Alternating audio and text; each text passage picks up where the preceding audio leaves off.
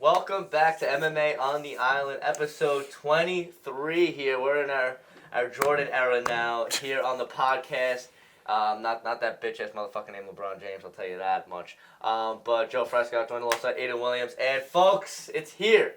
We've made it. It is UFC 300 fight week. Hallelujah. Praise the Lord that be. And as of right now, I don't want to jinx it because we're filming on Thursday before the card. Weigh-ins are tomorrow. There's nobody's backed out. No injuries. No missed weight yet. I'm nervous, man. Very nervous. Yes, I know. And especially about my boy. Yeah. Yeah, I don't think you know who I'm talking about. Yeah, James Turner. Right? You do, right? I'm sorry. Well, listen, we've done this long enough. I know exactly who your boys are now at this point. But welcome back to a big episode here. 300. We have a lot to talk about because obviously there's not many often that you have 13 fights that we really have to discuss on the podcast for a fight card. But each and every fight deserves its own 10-minute breakdown. So we're gonna talk.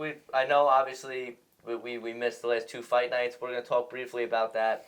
Blanchfield and Fiore, the main event, and then Brandon Alvarez, Chris Curtis, because there's some other notable names on the cards, but those were the only two. Those are the main events were what the people came for, or didn't come for because it was the Apex.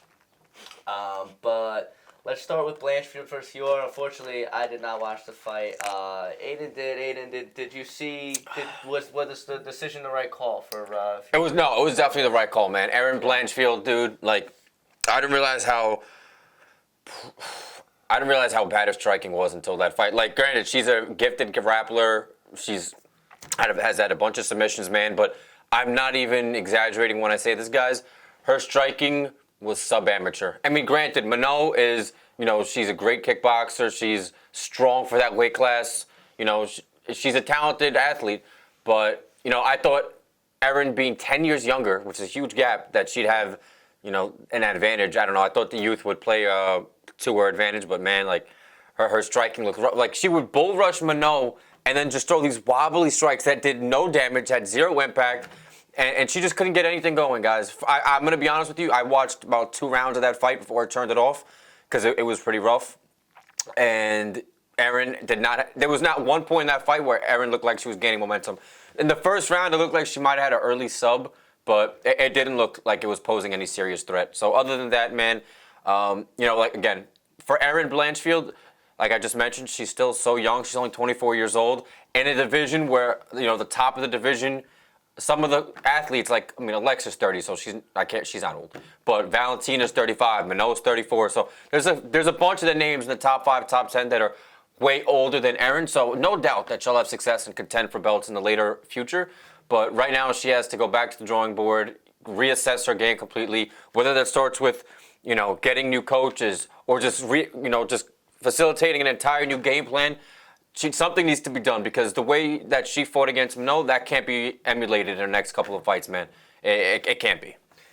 Yeah, and Blanchfield's striking was never obviously her strong suit. She was always known as a grappler, but I will go back and watch the fight eventually. But it should be it should be average. Yeah, you're a top 2-3 fighter in the UFC. Yeah, it was rough, dude. But if it's that poor and it was poor. And especially if you can't get away with it in the grappling department, just being that dominant in the grappling, because Fiore's grappling is. It's just mediocre. It's very middle of the class in flyweight. Nothing special. So if you're not able to dominate her and grapple and not able to get a quick finish, that's going to be a problem. But she's only 24. Right. So there's a lot of room for growth and improvement. And I think with that win, Fiore slates herself as the next. No doubt. Whenever Shevchenko and Grasso end up, finishing off there. It's probably be the summer, late summer. Yeah. So then I probably end of the year, Fiore will get in there against the winner. Right. So that settles it there. Blanchfield back to the drawing board. She'll probably, fight someone coming up. Maybe a fight with, Rose Namajunas in the future because they fought recently enough to each other at the time. Was Rose ranked in flyweight? She's 6th right now. Rose is 6th? Yeah. In flyweight? I think that's very generous. Very generous. Very generous. Wow. She's ranked that highly because of her name. And yes. I'm not being ill-willed towards Rose, but that's ridiculous, dude. Yeah, that's ridiculous. Because now, basically, when you're at number 6, you're realistically just a fight away from the belt. Yeah, you know what I mean? Yeah. And who's she? Macy Barber's 4, Andrade. Mm-hmm. Yeah, she could fight realistically anybody. I mean, I guess Blanchfield wouldn't make sense. And I think that's ideal because Rose is a former champion at 115, that if she beats a woman in Aaron, then she'll be the 2 seed after Minot. But that's wow. I thought she was like 8, man. That's fucked. That caught me by surprise. Well, they Rose looks weak for that. She just looks weak for that weight. And we're not here to talk about Rose, but she needs to pack on some weight. I don't know. She just hit the weights. She just hit the weight room like yesterday. No, it's bad. It's bad. Yeah. Before we move on to the next fight night, Allen and Blades. Yeah. Allen and Curtis. Yeah, fucking Curtis Blades. I just wanted to shout out the co-main event, man. Joaquin Buckley, his 3rd fight at 170. Dude, he's becoming one of my favorite fighters at 170, man. I mean, you got a couple of the old dogs I like, obviously, like Colby and, Gilbert and all that. But listen, I'm not to say I'm in with the out or in with the old. What is it? Out with the old, in with the new. Yes, that's not necessarily my mindset, but I love looking at the young prospects and the guys who could potentially run the division for years to come. And you look at guys like Joaquin Buckley. He's been through some adversity. 185. He's gotten knocked out by Kevin Holland. He's gotten knocked out by Chris Curtis. There's guys that have put him to sleep, but. Man, ever since he's made that move down to 70, a lot of people think he's not going to do anything in the top 10, but I really think, man, that especially with 70 being an aged division, I think with a few more fights, he could potentially be, a title eliminator or contend for the belt even, man. I'm telling you, he's fast, he's strong, and he has, for a guy with a stature and has so much muscle, he doesn't seem to gas out in any of his fights. It's actually really impressive. So I don't know if it was because Luque just looked that bad. I think that's a minor part of it. I was going to say, I like Buckley as well, and I don't know if I'm as bullish as you on his career trajectory, whether I think he's going to go and be really a top contender. I don't know if he has that skill set. I mean, anything's possible. Right. Crazy ass sport. But Luque looked horrible, man. And I mean, it's so sad, dude. I mean, I feel like, and even because I picked Luque to win that fight, and Did you? think, yeah. Did I pick Luque? I think I picked Buckley. I think you did pick Buckley because you were giving the same hype to Buckley before the fight. Right, I'm telling you, Joaquin, you ever see this podcast, bro? Just know I'm not hopping on. I've been on. Pause. He's been on the hype train. But no, man, I'm clinging on. I feel like I'm still clinging on to the past of Luque. And when really the present of Vicente Luque is just not the same fighter. It's unfortunate, dude, because he's only 31 years old, bro. He's not even that old, but you suffer, a brain injury. That's I would imagine, Lord willing, I don't suffer any, but Lord, that's probably the hardest or one of the hardest injuries to recover from. Absolutely. So it's unfortunate, but with something like that, and I feel like as a fighter, you slowly start to diminish. Which, even though he beat RDA in his last fight prior, it was in 40-year-old RDA, and it was a grappling match. And neither of them really looked neither of them really absorbed any damage. So I can't really say Luque looked impressive against a guy who's naturally a 55er. So, this might be, I hate to say it, and maybe I'm jumping to conclusions rather early, but I feel like a couple more fights, guys, of Vicente Luque, and it might be the end of his tenure in the UFC. Yeah. I could definitely see it now. He sits at 14.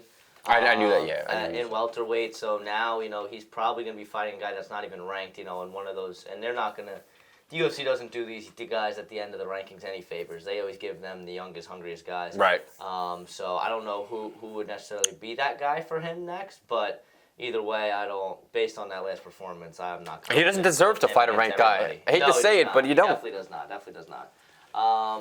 But let's go to Brandon Allen versus Chris Curtis, because this was a fight. Obviously, Brandon Allen was supposed to fight Martin Vettori. Vettori had to back out. So Chris Curtis came in on short notice. And let me tell you, Chris Curtis won the fight. Did he? I didn't watch it. I had drill in Quantico, Virginia. He won the fight. It was, I was on the Brandon Allen hype train. And then that performance happened, and I'm fully willing to hop off. Now, did Allen look bad or Curtis look good? Bad. Allen looked bad. Looked really bad. It was the striking. The striking was he had some nice combos at some points, but it was just not you could just tell that Curtis looked fine after the fight. Yeah, Chris Curtis, you could tell that he wasn't concerned about getting hurt in terms of the power of Brandon Allen, because he doesn't really have any. And then when it came to the grappling department, he jumped on a few submissions. He was piggybacking Chris Curtis, and that's why I won the fight. He was backpacking him for a majority of it. And even then, Chris Curtis, who took the fight on 2-3 weeks notice, who Strickland, one of the person he trains with to go to the same gym together, said Curtis was in horrible shape going in. He said he was not in good shape whatsoever. And they still went the 5 rounds. And at the end of the fight, Chris Curtis, I mean, he tore his hamstring at the end of it. I think it was the second round he tore his hamstring. Yeah. But then at the end, it was like he was like done. Like he couldn't walk really. Yeah. But outside of that, Chris Curtis was like the fresher fighter at the end of the fight. And this is somebody who took it on 3 weeks' notice and was supposedly out of shape. So, I mean, Brandon Allen was calling for his title shot. That also pissed me off because he was after getting a title shot up for beating Chris Curtis with a split decision. Horrible split decision with Chris Curtis. So you think it was decisively 3-2 Curtis? I mean, I don't think it was. Well, obviously, if it's split decision, I don't think either guy won decisively. But I would. You're not mad with the decision. I'm not like. But you shouldn't be. You shouldn't be 8 spots ranked above a guy and barely beat him, in my opinion. But some guys, on short notice. Right. Yeah. That's just true. But again, this isn't to the defense of Brandon Allen, but I think this is in sports with whether it's opposing teams, but especially in MMA, some guys just have other people's numbers. You know what I mean? Because Curtis did not come out in the past. He did knock him out in the past, and then for him to arguably beat him a second time in a row, it's they say styles make fights, man. And I'm not trying to gas or defend Brandon Allen, but Brandon Allen's a guy who's 6'3" or 6'4", some tall. Chris Curtis is barely taller than us, so it's hard when you're a guy half a foot taller than your opponent. It's hard to land those takedowns and stuff like that. And your guy, I feel like when you have lower leverage, you can, I guess, manipulate your opponent more and do what you want in a way because the legs are right in front of you. The striking, I don't think the reach was that big of a problem. So I feel like it was beneficial for Chris Curtis, but at the end of the day, man, it's like you can't put up a performance like that against a guy who's barely even ranked and then call out against DDP because DDP has there's arguably, honestly, after that performance, there's 3 more people that could fight before him. So absolutely. Brendan Allen needs to fight maybe Cannonier next or somebody. Honestly, 4. I mean, I would give it to Strickland, Adesanya, Whitaker, and Cannonier. I don't know about Adesanya. Well, I know Whitaker's slated to fight already, but I'm just saying all of those guys I feel are more worthy than Brandon Allen, especially after that performance. Because let me tell you, Cannonier should, in my opinion, he should get it. Why doesn't he have an opponent? I mean, it's ridiculous. I don't know what is going on with him. He looked hot in his last fight, man. He looked great. And he's only getting, he's not getting any younger. There was rumors about him fighting fucking Imavov, and that pissed me off. That doesn't make sense. No. That would feel bad. They're just trying to, I guess, hype up Imavov. I don't know. Again, for the second time now. But I think that this fight brought back to the classic kind of what do you value more as a judge, as an official? Right. And it's whether you judge control time, and because Vettori had a lot of control time in terms of back control. He was backpacking him. Vettori? Allen? Allen, I meant. Did I say Vettori? I meant. Yeah, you're good. So Allen was backpacking first. So that was the control that he had, and he was trying to get the rear nakeds. Couldn't get any in, obviously. There was none that were even close. Any of the attempts. But then on the feet, just Chris Curtis looked like the better, fresher fighter. Was landing the patented body, the combo of the. It's like a 3-4, but they're kind of uppercuts more than more like 5-6s. But I mean, he's still. I love how he rips the body and works it. And that's also what led to Brandon Allen getting tired. And as a judge, at least in my eyes, I feel like the damage being inflicted, despite the control time, I feel like it's more important because the control time he has his back, but he's really not doing anything with it. He's threatening submissions, but he's not landing. He's not getting any. And Chris Curtis was fine each and every time, after he got out of the back control. Right. But on the feet, I think Chris Curtis won pretty decisive. I want to know. Let me find the striking numbers quick. I think Curtis was superior in the striking as far as in terms of accumulated strikes. Numbers, right. Real quick, I want to say something. I'm happy you mentioned the striking criteria. Listen, as a guy who wrestled in high school, wrestling to me has a special place in my heart.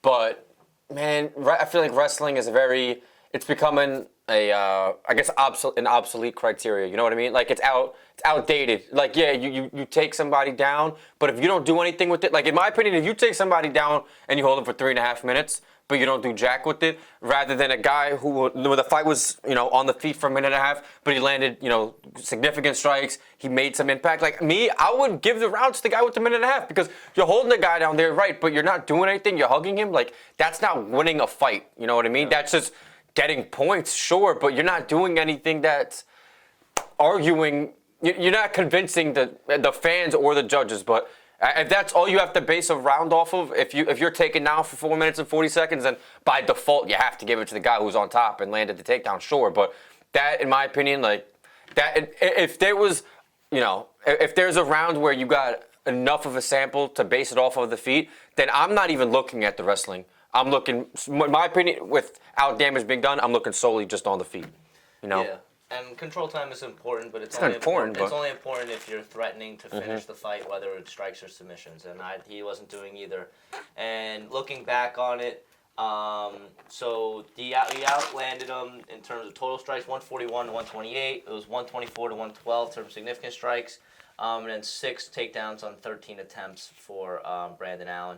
But I think we took it down 6 times. Yeah, so I think rounds 2, 4, and 5, I think were very much Curtis's.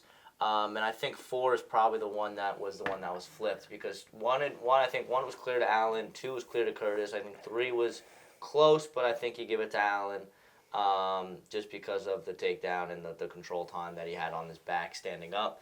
And then 4 and 5, Allen landed takedowns, but it was gross. And on those times, that was when he was doing no damage. Curtis reversed him twice in the 4th round.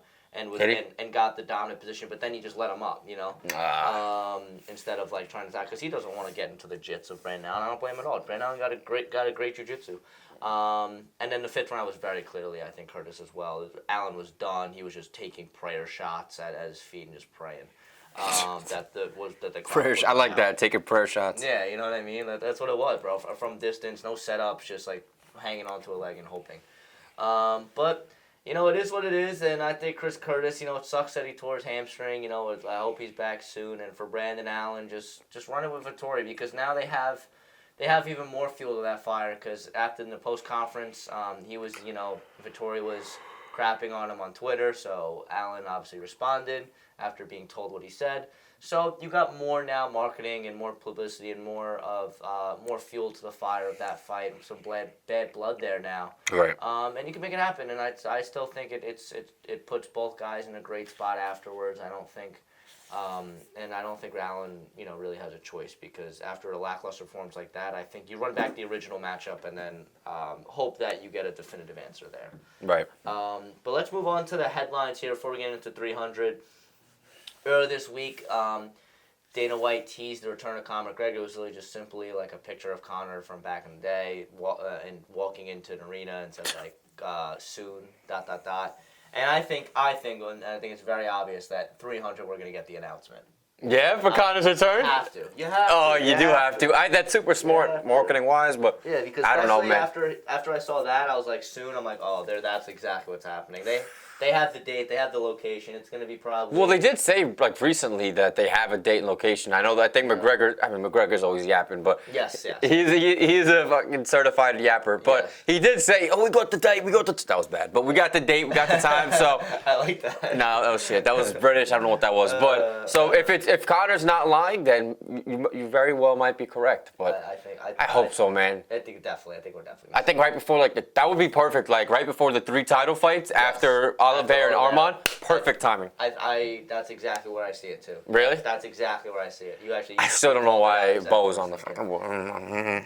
We'll discuss the main card in a second, but the fact that Bo is on there. Yeah, it's ridiculous. Another breaking news in terms of fights that could be coming up. Paulo Costa and Sean Strickland verbally, again, this is Twitter, so I don't like that. This is not confirmed by any means, shape, or form. This is 2 guys saying let's fight.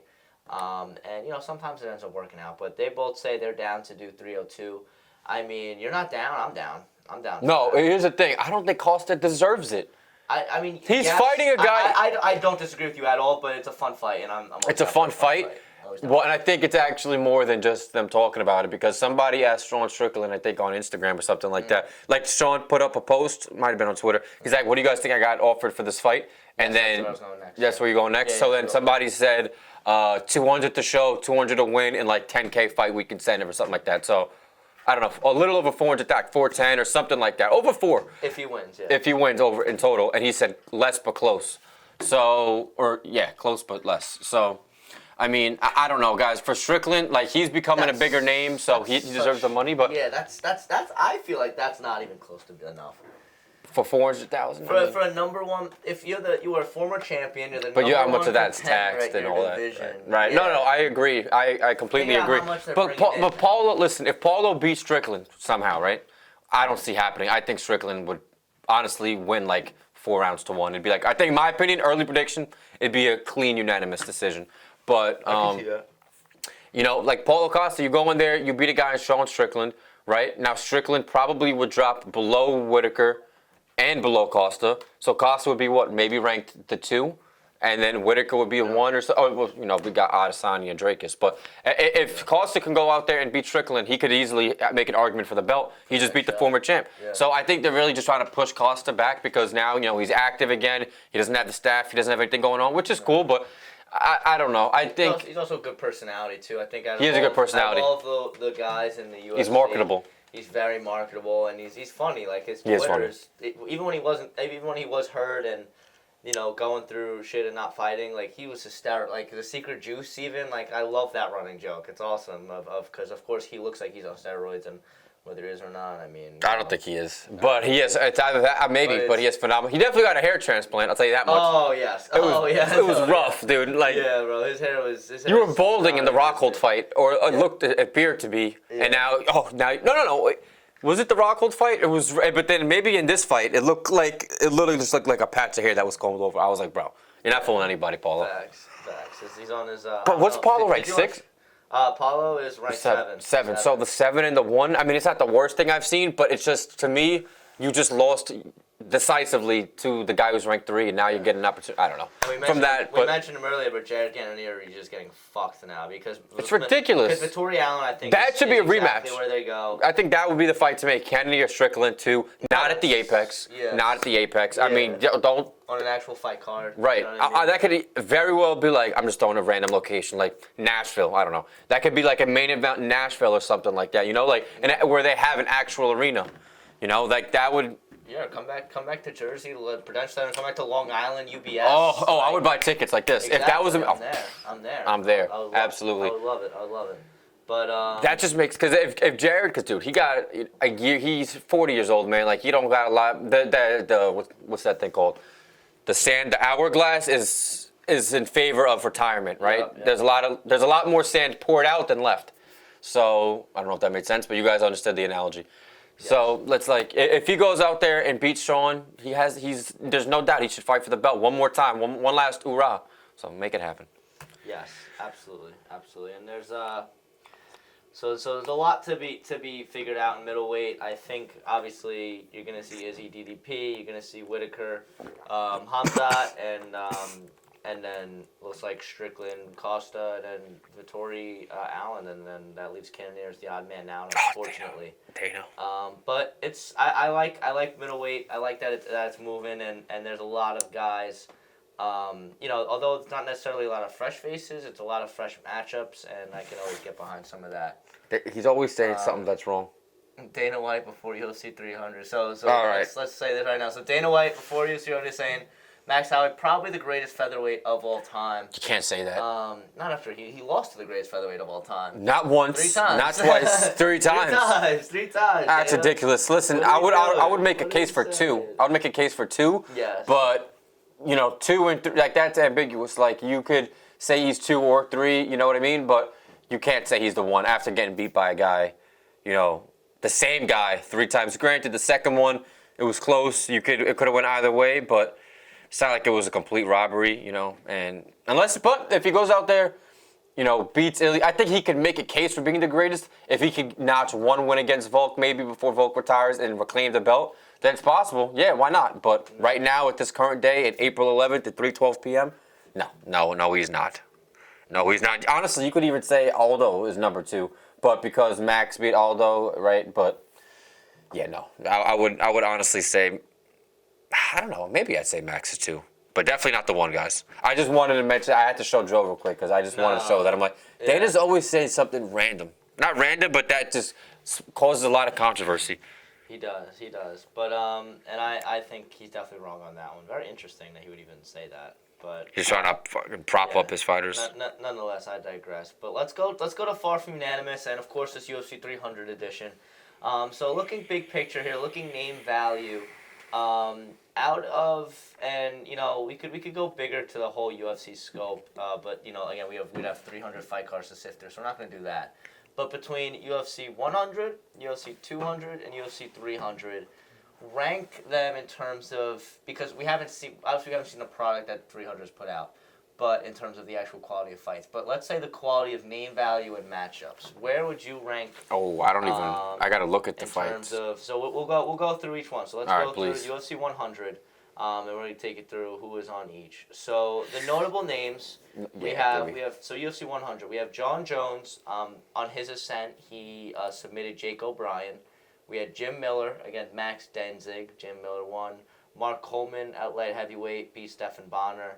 And those are the notable prelims. And then for the main event, Yushiro Akamiya, I think that's how you say it, he won a decision over Alan Belcher. Dan Henderson H-bombed Michael Bisping to another realm in round 2. And then John Fitch beat Paulo Thiago via decision. So this probably be the worst, I'm not gonna lie.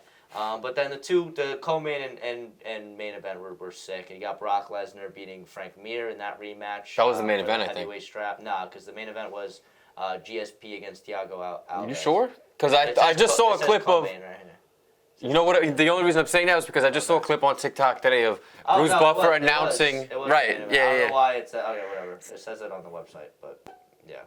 Right. It said that Google had it wrong. Google had it wrong. It's all good. But based off of what you just told me, man, I mean, that's already worse than 300. Yes. A lot worse. Yes. So let's go to 200 now.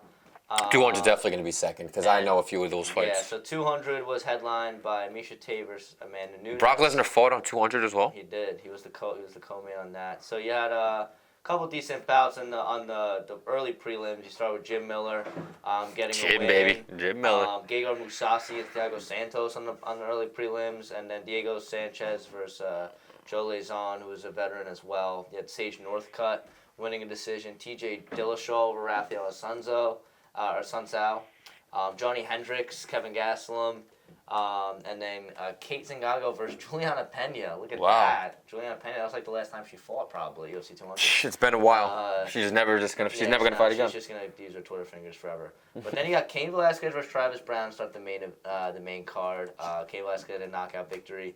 Jose Aldo versus Frankie Edgar, 5-round decision for the interim strap. At featherweight, Daniel Cormier against Anderson Silva. Daniel Cormier getting the decision win there. Brock Lesnar in the co-main event beating Mark Hunt via decision.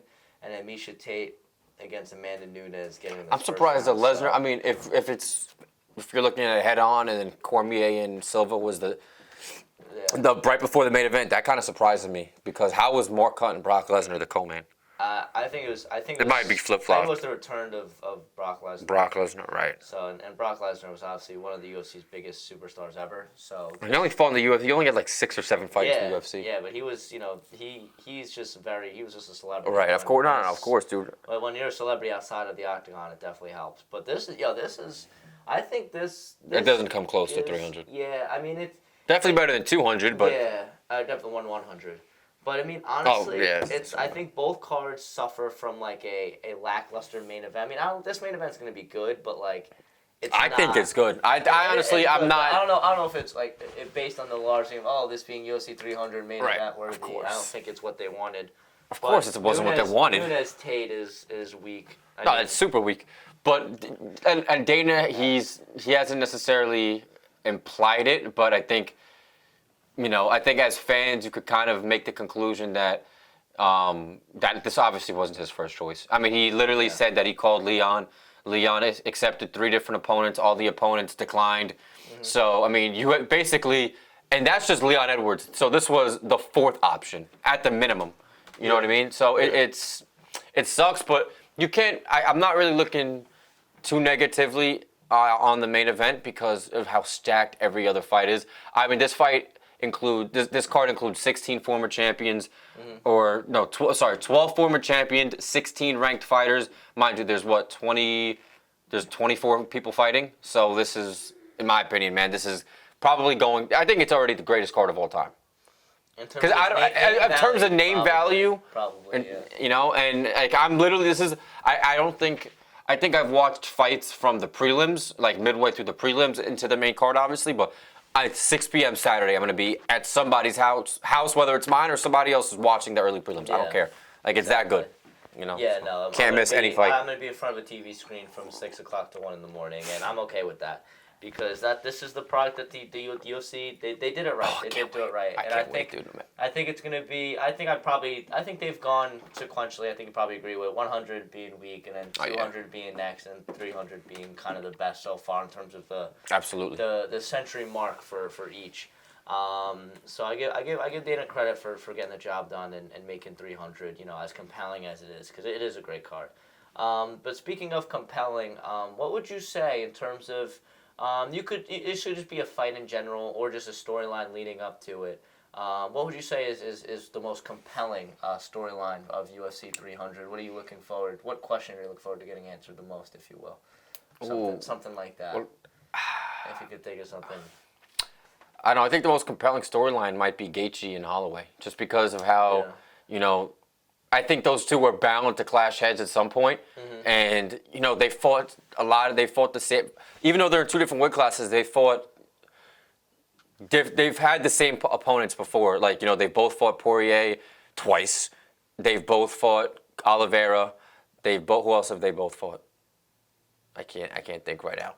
Holloway and Dustin. Or you said. I said both of those. Okay.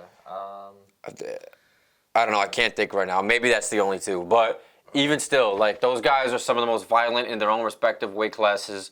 You know what I mean? Like, it's hard to really get a big storyline off of any other fight. I don't really think I don't think maybe, you know, Jim Miller being in 1, 2, and 300, that's pretty cool. But I don't really think that's a big storyline. I don't think any of these fights really have a extensive storyline behind them. Like, Oliveira and Armand, that's a fresh bout. Like, those guys don't have any history. Hill and Pereira.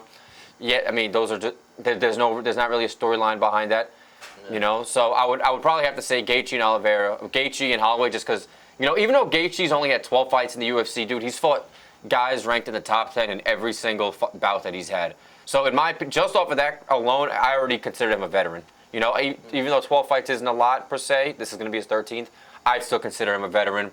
You know, he has a lot of wear and tear. Holloway, I mean, this guy, he might beat Jim Miller's record by the time he's done. He's had what? Well, maybe not. Because this is Holloway's 29th fight. Jim Miller, this is his 44th fight. Oh, jeez. In the UFC. 44 fights? That's insane. 26 and 17. That's insane. No, it's nuts. So, yeah, I think the Gaethje-Holloway storyline is the most intriguing just because, you know, they were bound to meet heads. They were bound to clash heads at some point. And what better way to do it than UFC 300? Absolutely. And that was very well said. And I do think that that's probably the best storyline because you also got to think Max Holloway going up a weight class. We're seeing him at 55 for the first time. No, he fought Poirier at 55 for the interim lightweight. Oh, okay. So this is the second time we're seeing him now? At lightweight, at correct. Okay. Yes. But he looks bigger now, though, than he did. Yes. Yeah, I'll show you pictures when he fought Poirier. Okay. Because I don't know. But I think a fight that's, I mean, honestly, just the fight I'm most excited for, but the fight that I think has some compelling storylines. It's not really because of bad blood or rivalry or anything like that, and more just because, like, the implications and what both guys, you know, leading up to it. I'm going to go Oliveira versus Arman Tsarukyan. It's just because you have the return of Charles Oliveira. He's, you know, expecting a child, and he just came off that win against Beneil Dariush after losing his title. And, you know, you kind of have that, and he's dyed the blonde hair. You kind of have that mystical Oliveira vibe again. It's like, can he do this again? Can he go on another run? And, you know, and if he wins this fight, he's going to be cracked. You know, he's going to be right there for the title. So you have all of that on Oliveira's side and the fanfare that comes with it. And then you got a guy in Arman who also, his last win came against Beneil Dariush, but he has been on a tear in the last 3 fights. You know, outside of that loss to Mateusz Gamrot, he's been perfect in the UFC. He did get wobbled against Joaquin Silva. I've been seeing that clip a lot on my For You page for some odd reason. Yeah. Maybe because, you know, the algorithm. I think that the MMA guys trying to tell you to bet Oliveira. But you know, I think it's not fair that he's that big of a favorite. Yeah, but he comes in now as a minus 225. That's a pretty hefty favorite. Yeah. I don't know, considering that Charles looked flawed. Well, can't say he looked flawless, but I think Beneil got a couple of good strikes, so he might have took him down in the beginning. But to disrespect the former champ like that, who coming off a first round finish, is kind of insane to me. To be at what? He's probably like a plus 170 underdog now or something like that. Yeah, I mean, again, UFC, they don't update it, but at least it opened. Well, you could check. I'll check DraftKings right now. Because DraftKings is their official sports betting app. Yeah. So there's a lot, and for the Armenian, obviously, this is for the winner will fight Islam next. Whether it is I don't know. Whether it is the next bout for Islam or not. I think the winner will fight Islam next in terms of I don't know if it's gonna be Islam. Their next fight. Yeah, their next fight will be against Islam. I don't know if it's gonna be Islam's next fight. No, it most definitely should. It most definitely shouldn't be. Islam, and I think Poirier said something. I don't know if it was on the Ariel Helwani podcast or something, but Holly brought up a great point. Islam is talking about wanting to fight 3 times a year. Okay, he might not even get his first bout till June. That's early. That's anticipating his first fight being in June. It could even be later than that, right? So how are you going to talk about fighting 3 times a year when you're not even going to fight till midway through the year? And then you say you can't get fights. But like I said, Holloway pointed out a good thing. They've offered him a bunch of fights, and he hasn't accepted them. Oh, it's not during Ramadan or this, that. Like, there's guys who fight during Ramadan, and I'm not saying that you should or shouldn't fight during Ramadan, but it seems like he only wants to fight when it's convenient for him. And like, I get it, you're the champion, you got some leverage, but don't complain about not being active when you're denying fights. Yeah. And I've mentioned this on numerous amount of times to Joe. Whether it's on the pod or outside, just private talk. Like, if you're a champion, I think you should be defending. I think the standard should be twice a year. That should be the standard. And he'll fight He'll fight possibly Poirier. There's been a lot of speculating around that in June. And then obviously he'll fight in Abu Dhabi because he'll main event the Abu Dhabi card, and that'll be it. That'll be his twice a year if he even fights in June. So Islam, I like him as a champion. He's not boring. He's really not boring.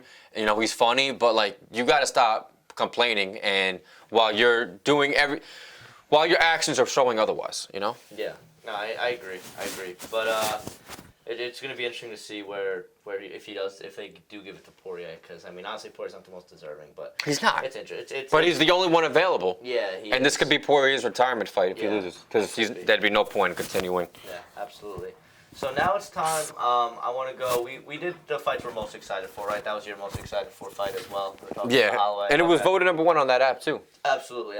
Yeah. Check out. This will be a good time to shout out.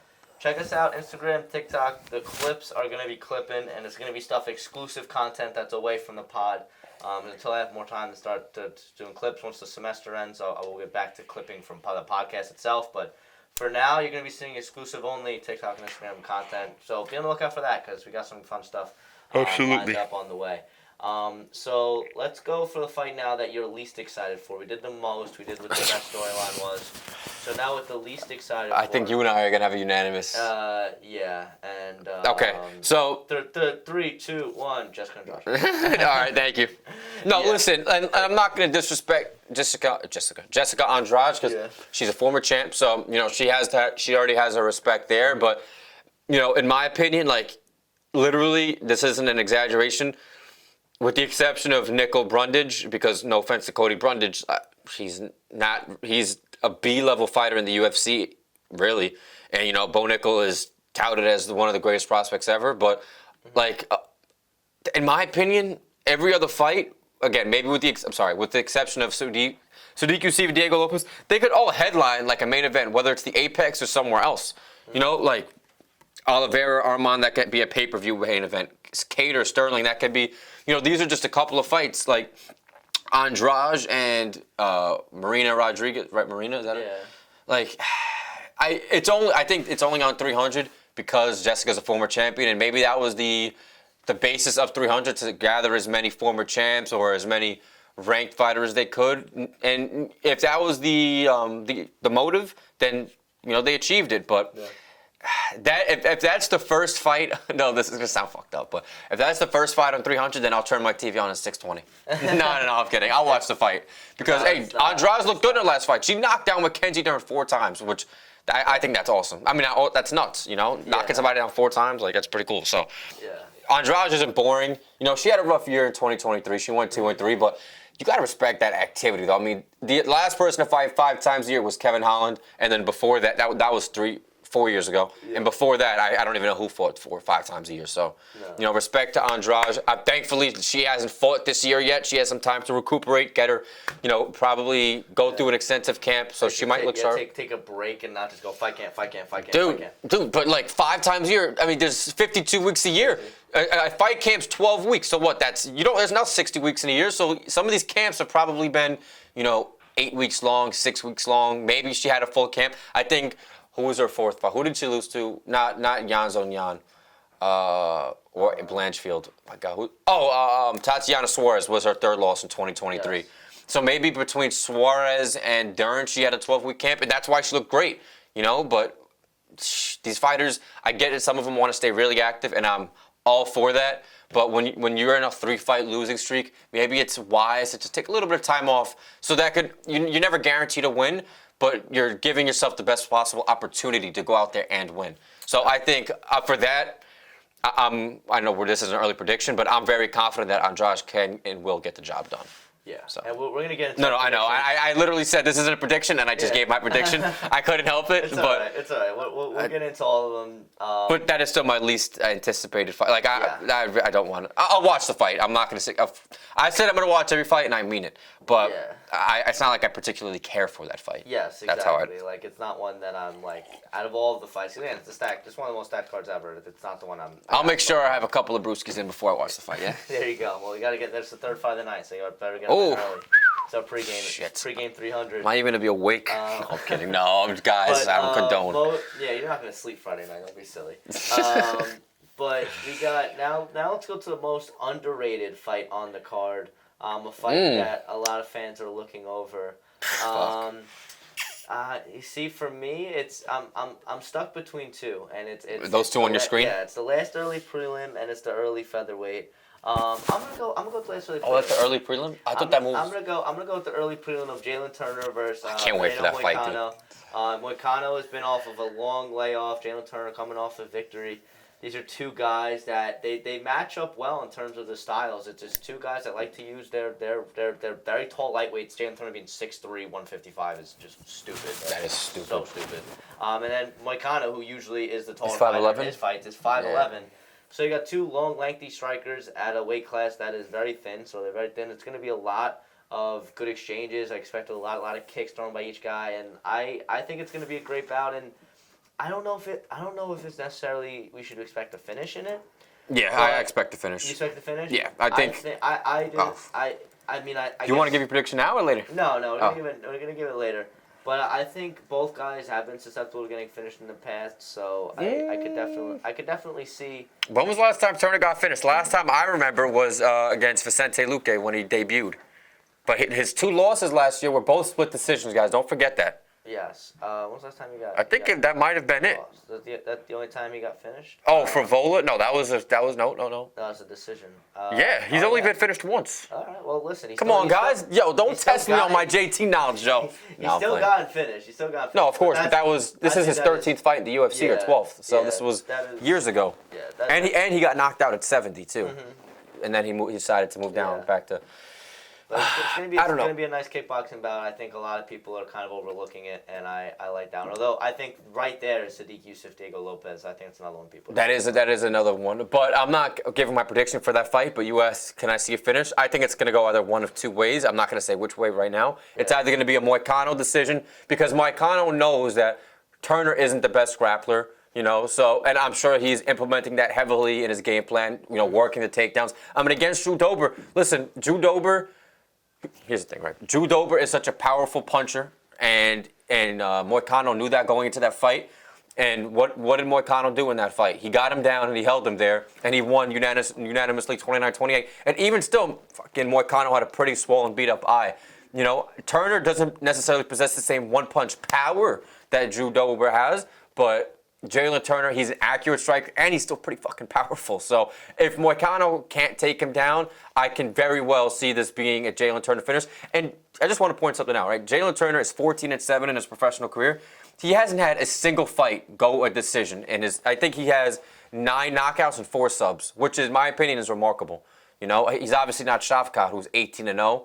with 18 finishes, but to not have one decision as a win, there's no way you. It's like he's expected to get a finish, and with that statistic.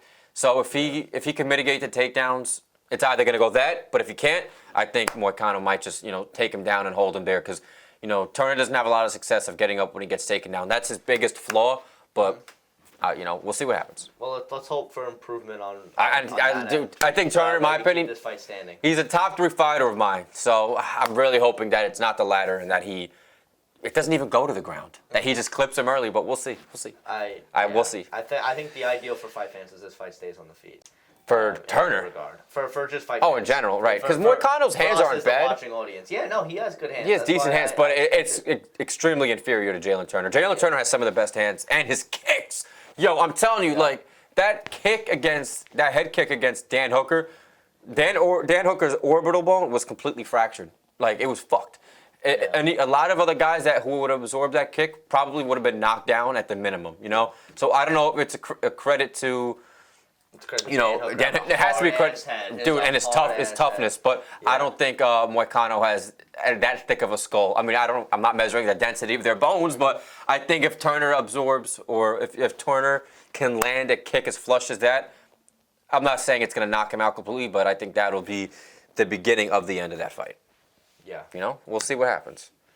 Absolutely. Sorry, guys, that was long-winded, but what is your most? Is that also your most underrated fight? So you keep going, or? No, that's not my most underrated fight. I'd probably say it's Garbrandt Figueiredo.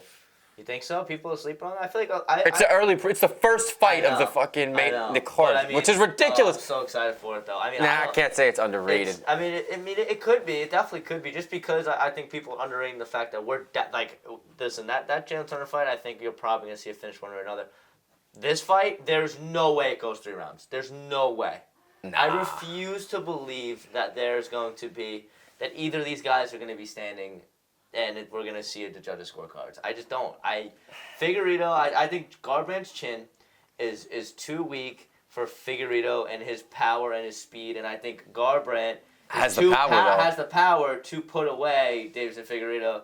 And power that Figueiredo I've never felt before at bantamweight. This is such a big opportunity for Cody, man. If he can go out there and get it done, I don't think he goes from not even being ranked to being ranked in the middle of the top 15. If he can get it done, Willie, I don't know, but maybe it's. I just think it's underrated based on the spot. Like again, how are you going to fucking put Andrade and Marina 2 fights ahead of that? That's ridiculous. I think they did it on purpose. They did it on purpose because they want people watching from 6 p.m. on. Like he wants guys. All right. Well, if that was if this is at 6 p.m., I'm gonna. What's the second fight? There's Jim Miller. That I think is a good spot. Yeah, and there's 4 fights in the early prelims. Miller, baby. Yeah. I know. And then there's 3 on the early. No, there's 4. That's 4. 4, 5. Yeah. Yo, this card is so stacked, bro. I literally. 13 just bangers. But what would you say now for the most overhyped fight? And I think there's something we can both agree upon. Actually, no. I disagree. I know what you're gonna say. Well, I think what I'm gonna say is unanimous. Yeah. But I think. I was about to say. I'm looking at that too. Yeah, I think my most overhyped fight is gonna be this Holly Holm Kayla Harrison fight because, obviously, you got the Kayla Harrison debut, and let me tell you, she is. I look at her, and this is no disrespect to you, Kayla. I'm sure you are a lovely woman. But you don't look like a woman, bro. The amount of muscle mass that you have it's ridiculous. On her body is but insane. I don't think she's a transgender. I just think she has. I'm not saying she's transgender. I know. I'm saying how is somebody naturally that fucking ripped? As a woman that ripped?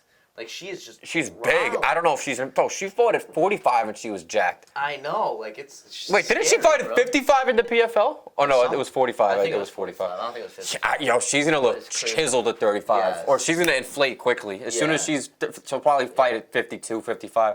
And I think it is a little overrated, bro, because you have to understand. I don't know. I'm kind of torn between because listen, 35 is not even. It's not even the most child division in the women's division. Yeah. It's the most shallow division in the entire UFC. 35 is a dump. No disrespect to Raquel Pennington, but again, no disrespect. I have nothing against you, but if you're the champion, that's a problem, right? I think she's had. The whole division's a dumpster. The whole division is a dumpster fire. I mean, Juliana Pena hasn't fought in. It's gonna be. I guarantee she won't fight in June. Wait, when was the last time she fought? She fought UFC 277, whenever that was. That was Nunez Pena 3. 23 cards ago. Or 2. Yeah, no, that was a minute ago. Yeah, it was, when was it? 22. July. Okay, so there's a strong chance that she won't fight for at least 2 whole years since her last fight, and she's still ranked number 1. Like that, the division needs some spark, it needs some momentum, and I think Kayla Harrison could provide that. Listen, Holly Holm, she got finished against Mayra Bueno Silva in like the first or second round, her last fight. She's not going to contend for a belt again. But this is beneficial for Kayla because of the notoriety that Holly Holm has. Yeah, she's 40 years old, but she's a former champion. She still has the number 5 ranking. Kayla Harrison, being 16-1, has had all the success in the PFL. I think her only loss being against Larissa Pacheco, who she's beaten twice, and then she lost to once. It is what it is. But, if Kayla could go out there, and she's going to win the fight. I think it's going to be kind of lackluster, but, because Kayla Harrison, bro, she's a 2-time judo world champ. I think 2012, she won the Olympics. 2016, she won the world championships. It sounds like it's the same thing, but it's not. It's 2 different sanctions. But, for Kayla Harrison, this is a big stepping stone. Like, she might tie Anderson Silva for the record of the least amount of fights for the belt. Like, and Alex Pereira, he had 3 fights, right? And then he fought for the belt. Brock Lesnar, I think he had 2 and then fought for the belt. And then Silva, but this is during the WEC UFC merger, so this was early on. If Kayla Harrison can go out there, and even if it's not even that pretty, guys, if she goes out there and beats Holly Holm, she'll contend for the belt next. Probably going to be the next. And rightfully so, though, just because of how big of a name she's had in her own. Other organizations. I'm not opposed to it at all. And the division just needs some juice. It needs any sort of a lot of juice. The fucking container's empty. Yeah, it is. Yeah. So Kayla can provide that. There's an enormous opportunity in front of her. Mm-hmm. She just needs to get it done. And it's like I just mentioned, she's so, not to say lucky, but she can benefit a lot from the fact that it doesn't even need to be pretty. A lot of the times you need to be flashy. Like Steve Erceg. Obviously, the guy you guys have seen, he's fighting Alexander Pantoja at 301 for the belt. This is Erceg's 3rd. It's going to be his 4th fight. And you're beating a guy who was ranked number 8. Now you're ranked number. You're very low in the rank, in the top 15, but you're fighting for the belt. If you had beaten him by decision, he probably wasn't getting that fight. Yeah. But he knocked Shell out clean, and that's what put him on the map. And now he's fighting for the belt. Kayla Harrison. She doesn't need to do that. She just needs to grapple or whatever is in her arsenal and get the job done. And she'll probably fight Raquel, fucking fall, December for the belt. And I honestly like that. Yeah, and I think, but with that being said, for me it is my most overhyped fight just because I think it is overhyped. It is gonna be gross. I think Kayla Harrison's gonna take her down. Holly Holm at this point in her career really has nothing for her. She was she used to retire. This is a kickboxing champion, but this would, like Aiden was gonna say, great retirement kind of spot. Just go out on your Perfect. Shield. She's 41 years old, I can bro. see Kayla Harrison getting like a ground and pound finish. I can't really see her finding a submission. I think Holly Holm 42 for that. Shit. I thought she was like 40. Yeah, it's this stylistically, it's a great matchup for Kayla Harrison. The UFC knew exactly what they were doing. They gave her the perfect name in Holly Holm, somebody who has the name value, but doesn't have the skill at this point in their career. Because again, she's 42 years old, folks. She's an old lady. She'll be 43 this year. Yeah. To back it up, so this has to be her retirement.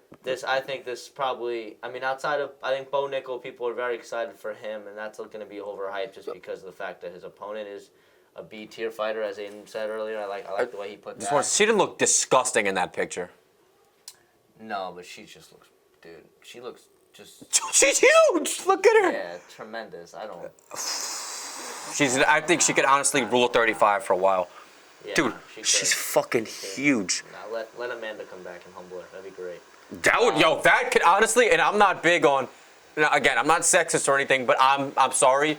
If there was one fight that should have headlined, or that could have been a main event of a pay-per-view, it was Shevchenko Grasso too. And that, in my opinion, that can main event a UFC pay-per-view. Yeah. But that was a main event of a fight night, guys. I think if if Amanda Nunes makes a return, a spontaneous return, and this is after Kayla Harrison can win 2 fights in a row and become champion, that, in my opinion, could easily be a pay-per-view main event. Definitely. And I wouldn't even be opposed to it. I would watch it. Well, I would buy it. Depends on the card. Depends on right. If it was a shallow card, then maybe I'll just, stream it. Yeah, but I gotta go to hit a few links. Right, but that would actually be a really enticing main event, guys. It would be. But this is all, I could see it. foreshadowing. I could definitely see it. But now for Champion Trump, we're gonna take something a little different here. Instead of saying is someone gonna be a future champion or not, I want to say how many of the 12 champions that we have on this card are going to touch UFC gold again? Ooh. And I want to say Wei Li and Pereira count as defending their belts. They're, if you think they're both gonna win, they would count as two. So how many and of the champions would you say? You don't have to give a well, let's look. Let me look. I can't. Themselves, if you will. Let me look at the number. Let me look at the card, and I'll tell you. I think. I'm only gonna go. I'm gonna go. Well, you can't count the BMF, right? Yeah, no, BMF, the title does not count. So that would be Holloway winning a lightweight or featherweight title and Gaethje winning. Or Gaethje's not a former champion, or interim, so yeah. Do you count interim? Well, they're counting interim. Counts, yeah, they're counting interim. So I'm going to go 4. And if I had to say which 4 it was off the dome right now, I would say Pereira Wei Li. So you think they're going to win? Well, we'll get there. But that's what you were saying. We will either will win or hold the belt again at some point. I think honestly, I'm very bullish on Davison Figueiredo up bantamweight, man. I really like Davison Figueiredo, so he's gonna be my 3. I mean, he dominated Rob Font. Yeah, so. He's gonna be my 3, and then. You think he'll touch You think he'll be a bantamweight champ, Davison? That'd be no. I'd be sick. Dude. Oh, because he's had to work his way up. Like a lot of the. I'm sorry, I didn't mean to cut you off. No, but a lot of the guys when. They let's say this is hypothetical, but you have a champion at a former weight class. I feel like when they like Pereira, for instance, he moved to 205. He fought one contender, and then he fought for the belt. His next fight at 205, like for Figueiredo, he fought Rob Font. Now he's fighting Garbrandt. He'll probably have to have one more fight and then potentially fight for the belt. So he'll probably have to have 3 or 4 fights at bantamweight before he even touches gold. So that's what I really admire about Figueiredo's path in the bantamweight division is he kind of has to work his way up a little bit as a contender. Even already being an acclaimed champion at 125, I feel like you don't really see that a lot. Well, it's similar for Sterling, but that's if you can get the job done. Sterling's not even ranked at 45 yet. Davison already knocked out the first part in, the first stepping stone at 135. So he's a little bit ahead of Aljo as far as chasing gold in a different division. But, man, I just got to admire that about Davison as he's coming up the contender path in a way, which is crazy to say for being a 2-time champion with 3 defenses at 125. But that's the name of the game. So I don't know if he'll touch gold, but, man, I would love if he did just because of, man, that blue collar fucking grind mentality. So right, absolutely. And then my 4th is gonna be my boy Oliveira. I think he gets it done one more time. You're bugging. One more time. You're bugging. I have 4. He's gonna retire. 4 out of the 12 bugging. for you. And then what do you think out of the 12?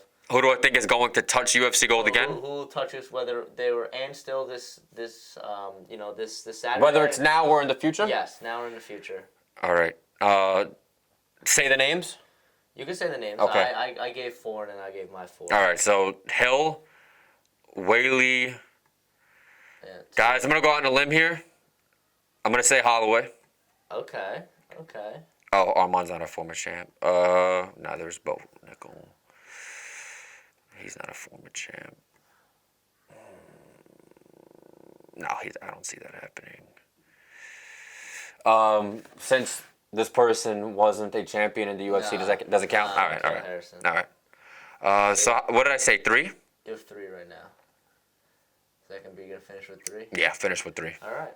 So 3 out of 12, 4 out of 12, and I think realistically, I feel like we're overlooking Yuri, but I think it's Yuri's possible, but I don't know. I think he's a little overrated, guys. Yeah, I think Yuri's possible. I think honestly. I think Rakic is gonna be a problem. Yeah, bro. I think he's gonna fuck him up. You think he's gonna fuck him up? I have an inclination. Something's telling me, bro, that he's gonna knock him out. Okay. Yo, Rakic walks around 240. He's pretty big. Really? Yeah, dude. Yeah, he's a big dude.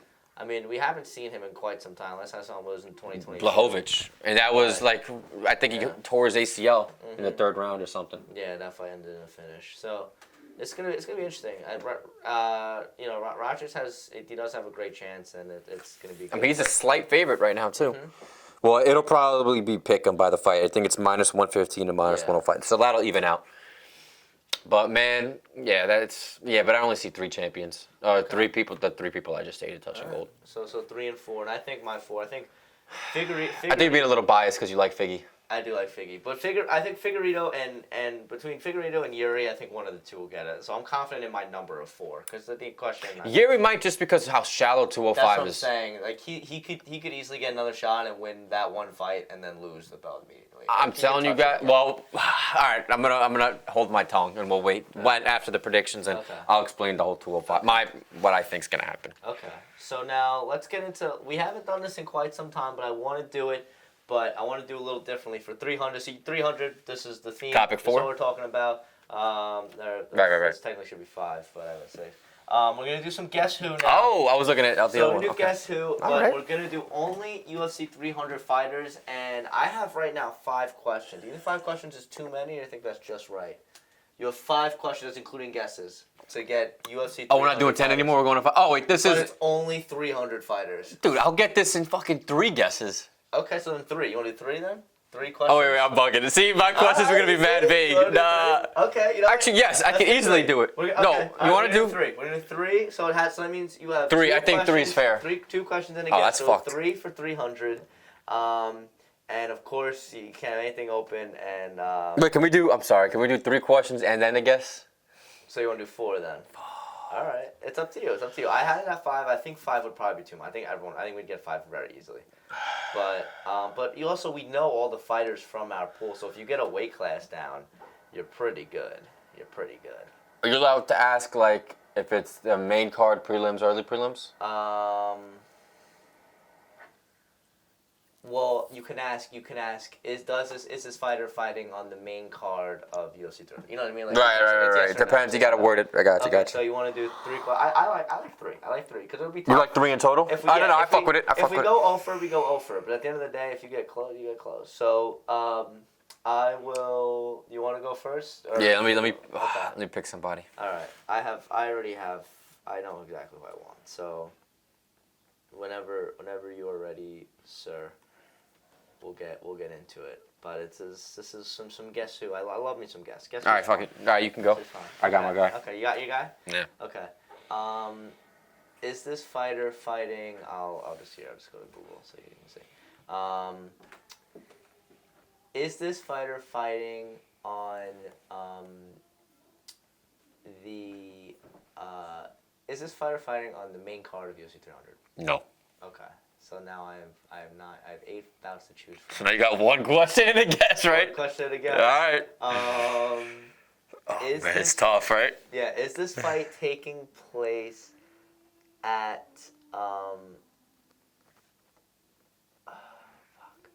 Is this fight taking place at 155 at lightweight, 155 pounds? No. No. Oh wow. You see, this makes it really tough. Okay, so. I have a lot to choose from. I told you, it's tough, bro. There's 24 or 26 fighters. It's fun. No, it's fun, but now you gotta. All right, you know what? Yo, if you got this, I'm gonna bug. I'm not gonna go crazy. I'm gonna go with, give me Holly Holm. No. No, who was it? Sadiq Youssef. Sadiq Youssef. Okay. But he's right under her as far as. All right. So I was actually like, he's gonna get it. This is tough, bro. It's tough. All right. So close the tabs. Go on Google or whatever. You don't have to close the computers. Go on a different tab. Yeah. Go on Nassau class. Yeah. I have to enroll actually today. That's nothing I have to do on my list. But all right. So you have 2 questions and a guess, or just 3 guesses if you want, or however you want to approach it. But let's do the Guess Who. What do you got? First question. Is this fighter a former champion? No. Oh, why'd I get mad, bro? See, it's just I think I got Tourette's or something. He gets it wrong, and it's so slam. Whoa, that actually helps me. Okay, yeah. Wait. That takes out 12 of the fighters, yeah. That was actually a very good question. That was probably the right first question to ask. So now I got, okay, is this...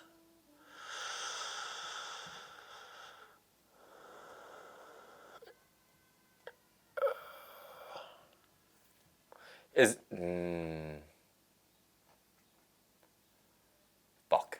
Now this is where it gets tricky. Yeah, this is a very important question.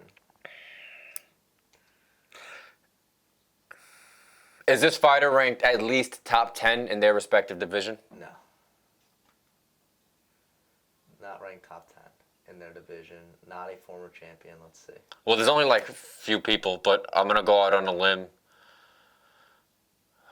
There's so many fighters, man. It's kind of hard, man. I'm just going to say Moicano.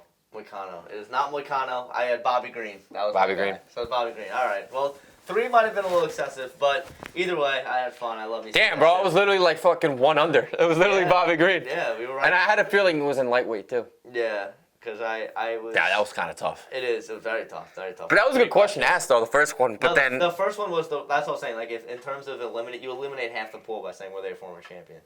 Because, you know, every person who was... Every champion that's fighting on the card is also a former champion. But you know how I could have mitigated... I could have limited it. I could have said my next question...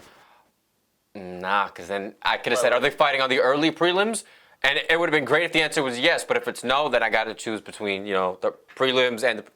It's tough, man. I think 3 questions and a guess would have fucking... Yes, probably. But it's all good. It was fun. It was. I liked it. I liked that. Yes. That was good. So we both failed for the 3 on 300.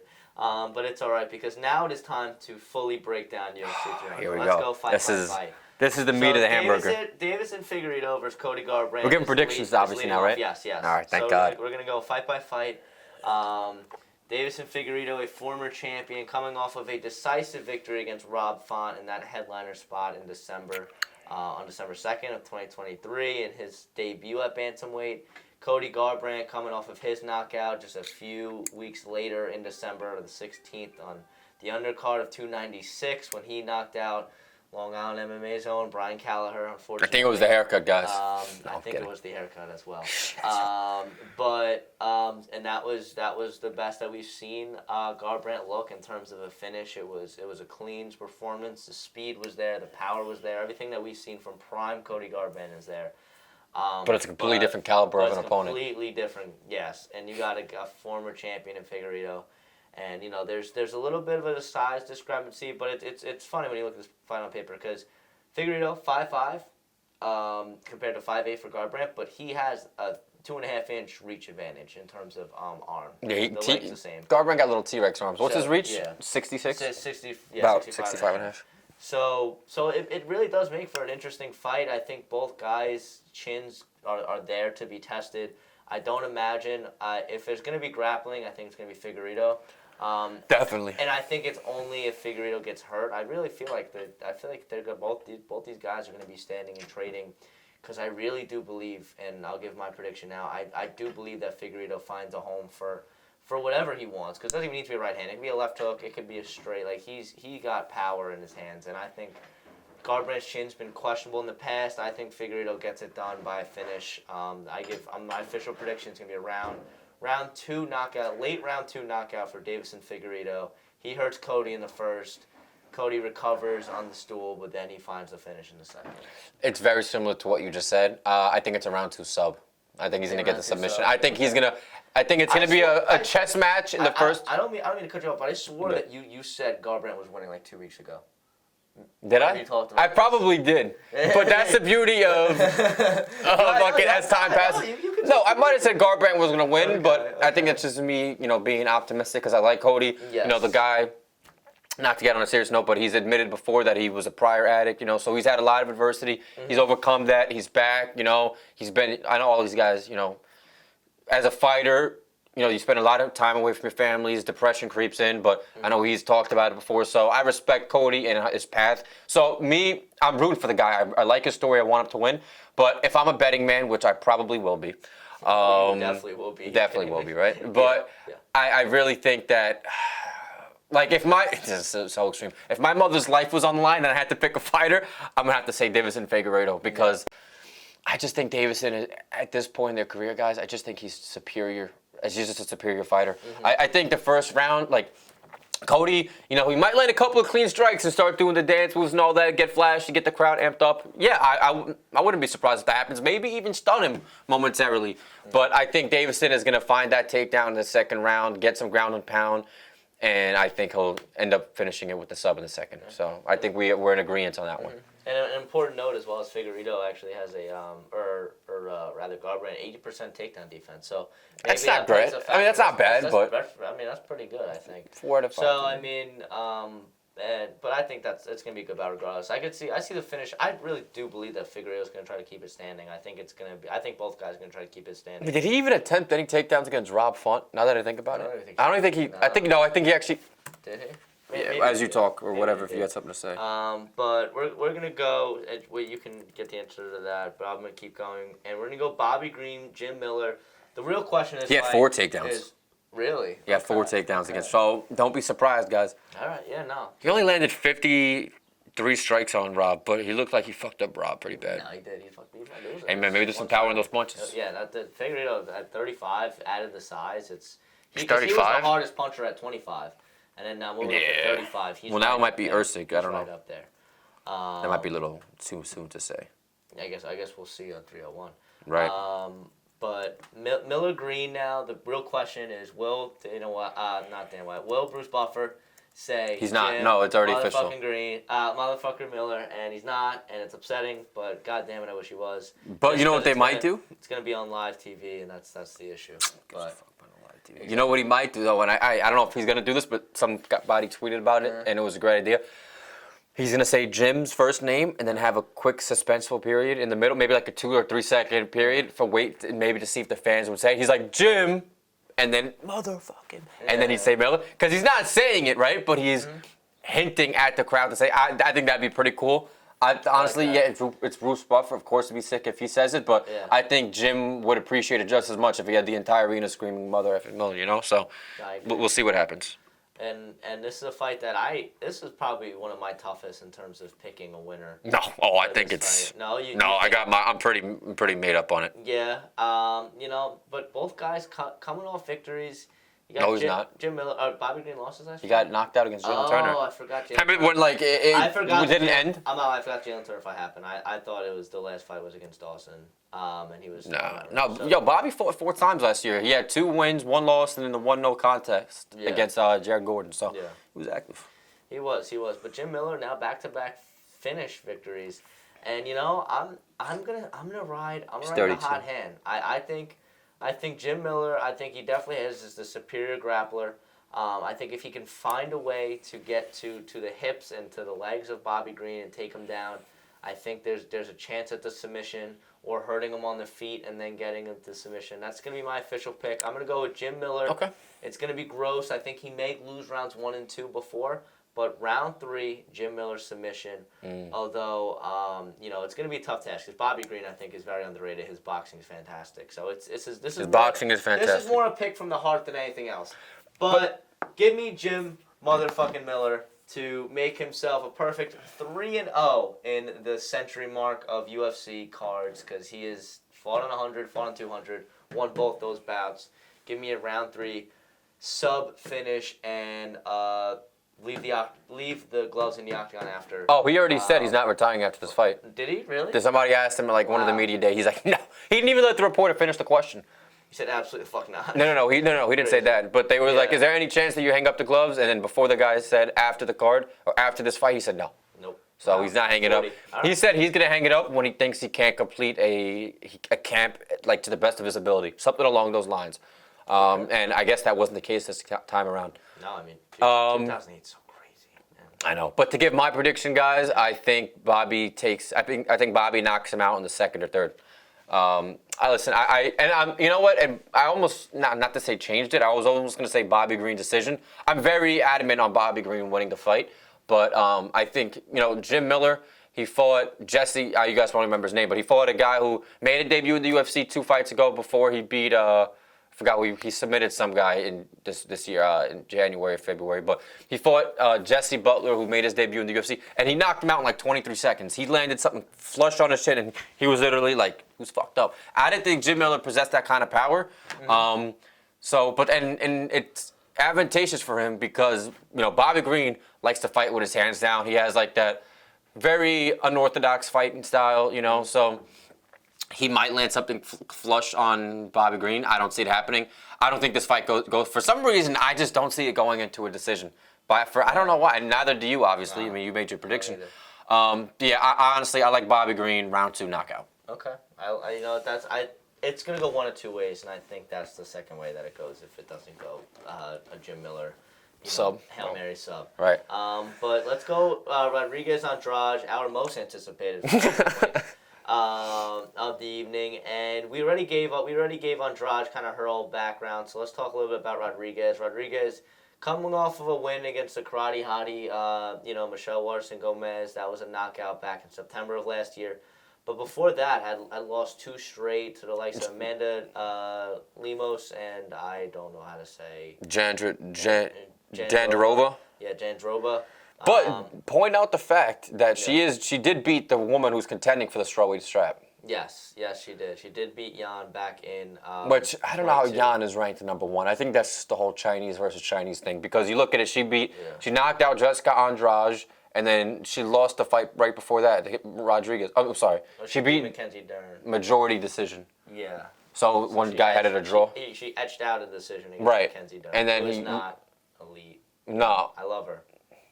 Who, Dern? Beautiful. Oh gosh, very very attractive physically. Yes. That's all I'll say. But you got those 2 wins, and then you lose to Marina Rodriguez, and then you're ranked number 1. I don't think she should be ranked number 1. But we'll talk about Yan later. I was about to say, I think. That's all.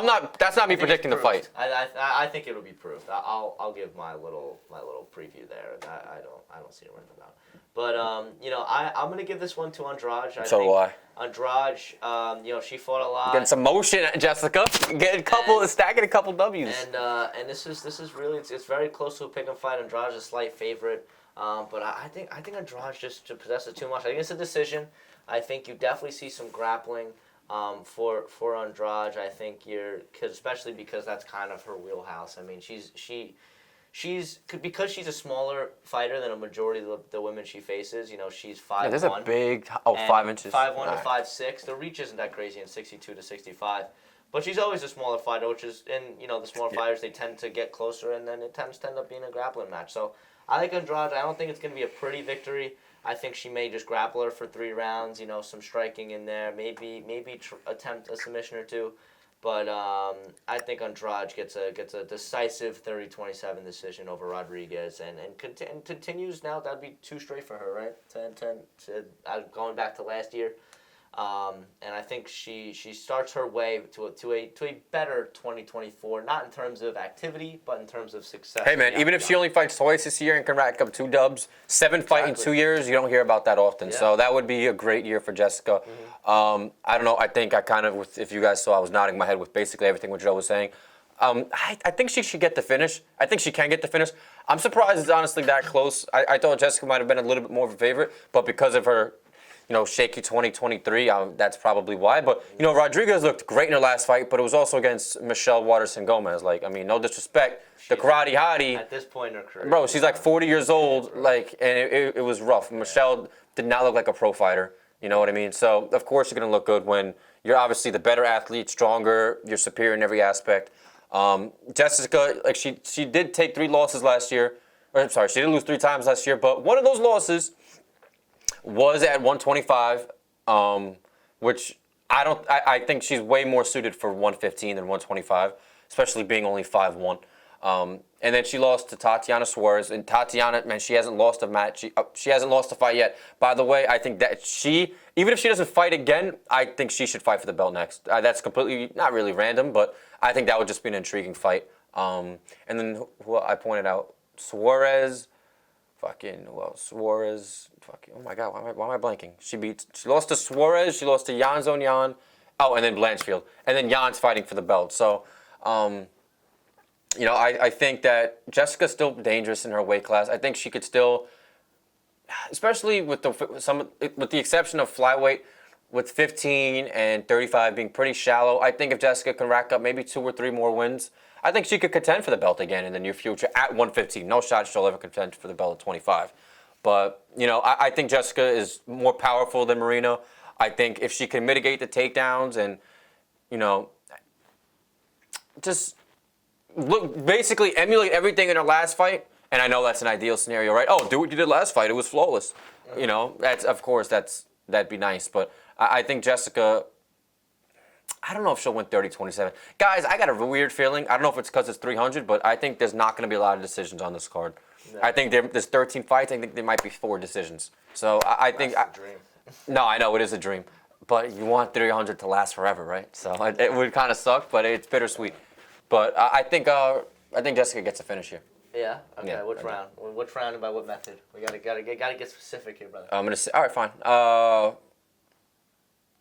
Round 2 TKO. Round 2 TKO. There you go. I like that.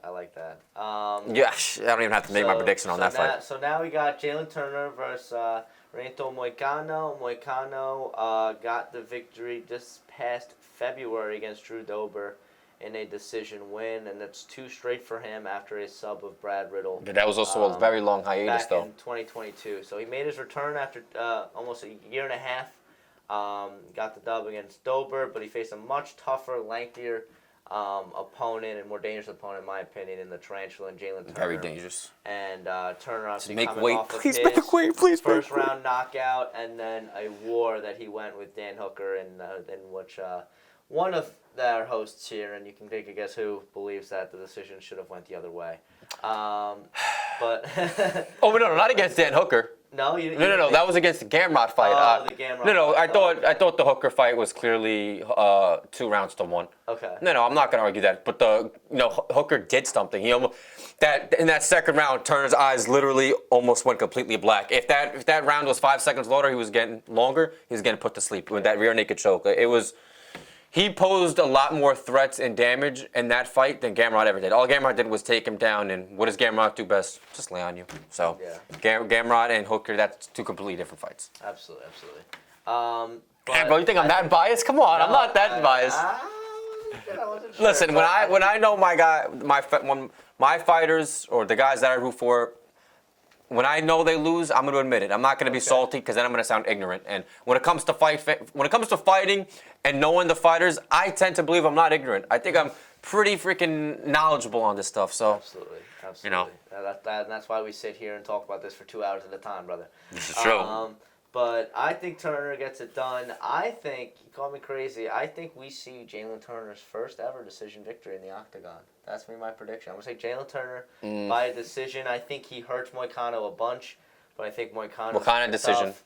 I think Moicano is going to, maybe grab the legs a little bit, make it tough, but I think maybe etch out a round in the grappling department. But I think Turner gets it done by unanimous decision. Yeah, I think I'm going to give it 29-28. I think Moicano across the board wrestle fucks him for a round, yeah. I think Jalen Turner's next fight will be his first decision against Beneil Dariush after he beats Renato Moicano. But I don't think it's going to happen this fight, guys. I think Jalen Turner sparks him in 1. And 1. I think he lands because Turner, man, he's so what's his striking accuracy? Real quick, if that even pops up. It doesn't seem like he misses a lot. 50%. That's pretty. That's not bad at all. I mean, to land 1 out of every 2 punches, that's pretty good. I think he finds it within the first 2.5 minutes. I think it's gonna be quick. Yeah, it's gonna be a quick one. Yeah. I could see it. I could definitely see it. Either that or Moicano. Again, I mentioned this early on this episode. It's either that or Moicano wrestle fucks him for 3 rounds, and it's similar to the Dober. Turner might get around. It'll be 29-28 Moicano across the board, or Turner finishes it in 2.5 minutes, guys. Trust me. All right. And that would be great for Turner because he hasn't had any decision victories, but he just beat older, but at the time a rising Bobby Green. He sparked him in a round, and if he can go out there and beat a guy who, who's ranked, who just won his first fight after a pretty big hiatus, if you go out there and finishes him in a round, then he might fight. He might be 1 or 2 fights away from the belt. So I think, the flashier Turner's fights look, which they all are, the quicker he is to contending for the belt. Which ultimately, as a Jalen Turner fan, and even as a fight fan, you want to see a guy on Jalen Turner who never has boring fights fight for the belt. So this is definitely, if he can get the finish, that accelerates his path to that. Yeah. So the official prediction is we have Jalen Turner across the board, first decision in a round 1. So we only have 1 so far, 1 deferring opinion. One deferring opinion. Okay. So let's go to Sadiq Youssef versus Diego Lopez. Youssef coming off of a brutal loss to Edison Barbosa. I mean, he had that fight won in the first round. In the first round, and then round by round, Barbosa climbed back in slowly but surely, and then got the job done and nearly finished Yusuf at the very end there. Yeah, but I didn't watch the whole fight. Got the unanimous decision there. But before that, Sadiq Yusuf was running a 2-fight win streak and is one of those guys that in the featherweight division has some potential. But Diego Lopez, in the same vein, he lost his very first bout in the organization last year against Evlov. It was no slouch of a performance by any means. He surprised a lot of people by keeping that fight as close as it was. He won a round, I think. Yes, and then his back-to-back finishes in the first round for Diego Lopez. Both of them were in the first? Both of them were in the first, a KO and a submission. And, you know, I'm going to ride the hot hand, man. I'm going to go with Diego Lopez. Okay. I'm going to say that he takes care of Sadiq Yusuf. I like Sadiq Yusuf, but I think Lopez is the betting favorite for a reason. I think he's a very dangerous fighter. He's a guy that I think was the UFC. Obviously, they got him. He's in UFC for a reason, but right. I think when they signed him, they did not realize how talented that he really was. And I think that he finds I think that he finds a finish. I think I'm going to go with a round, not round one, I'll go round 2, KO TKO for Diego Lopez. He continues this hot streak and ascends to the featherweight top 15. You done? I'm done. That's it. Remember, guys, when I said I think there'll be 4 decisions? Well, I think this is going to be the first one. I do think it's going to go Diego Lopez. I think Diego Lopez gets a dominant 30-27 decision across the board. To keep it brief. Okay, there you go. And next, so Kayla Harrison and Holly Holm. The woman, the myth, the legend. I like that. Against a former champion, Holly Holm. These women grade out this very similar in terms of size, 5'8" apiece. The reach is 3 inches for Holly Holm. But I just can't see a reality where Holly Holm gets the job done. Her last fight was not a pretty performance against Bueno Silva. And Bueno Silva, I think, is not a very good fighter. No, she showed it. It was a round 2 sub there. I just think Holly Holm is on the tail end of her career. She's an old lady at this point. And I think Kayla Harrison gets it done. I think that she gets, I'm going to say a round 1 KO TKO for Kayla Harrison. I think it's going to Really? I think it's going to be ground and pound. I think she's going to take her down within the first minute of the round. And you're just going to see for 3 minutes and 30 seconds, Holly Holm defending strikes from the bottom. And I could see an early stoppage. You know, Holly Holm may still be there, but again, they're going to protect Holly, especially at that age, if she's getting destroyed in terms of just ground and pound. Even if she's still there and defending herself, I think they stop the fight. I'm going to go round 1 finish for Kayla Harrison. And I think Kayla Harrison realizes the exclamation point that she needs on this bout because, again, she doesn't really need. I mean, like. But in order to build hype for right, herself, absolutely. She doesn't need it in terms of like needing a title shot next. I think she gets it anyway with the victory. But I think in terms of fanfare and her debut in the UFC, there is that added pressure to get the job done, and I think she does. I think a round 1 finish for her. It's not going to be pretty, but I think it's going to be just enough to put Holly away. Give me the wrestling and ground and pound for Kayla. At first I was like, I don't know, but then I thought about it. Like with your prediction, I was like, Holly Holm is 42 years old, and I think the referees might be a little biased because she might be older, and maybe they don't want her to absorb as much damage as maybe a younger fighter. Maybe that sounds idiotic. I don't know, but I don't know. I feel like that might be subconsciously in the back of their minds if they're empathetic. I don't know. I mean, it is a fight game, so how fucking empathetic can you be, right? Yeah. But I don't know. I think this is the second decision of the night. I think Kayla just not wrestle fucks her, but I think it's very wrestling dominant, and I think she successful in the striking department. But I think it's going to be like a 30-26 type of fight. I think she gets a 10-8 round, maybe 1 or 2. I think she dominates the entire fight, but I don't think she finishes it. No. Okay. All right. So either way, we still have Kayla getting. Absolutely. I mean, the odds makers think the same too, bro. She's like a minus 450. Yeah. Which is really big. I think it's deservingly so. No, I think so too. She's another weight concern though. Her and Turner kind of fucking. Just because Kayla she wasn't fat at 145. Like we just discussed it. She was beefy. She was in great shape, and now to cut 10 pounds of practically, some muscle, some fat. I don't know. It might be tough, but. There's a lot on the line for Kayla Harrison here, so I think she'll be able to get the cut down. Yeah. She has professionals helping her out. So. Yeah, and I think that she looks cut and leading up in the clips and videos and stuff that I've seen. The press conference is in a little bit. I forgot about that. Yes, it is. It's today, baby. It's today. At 5 o'clock.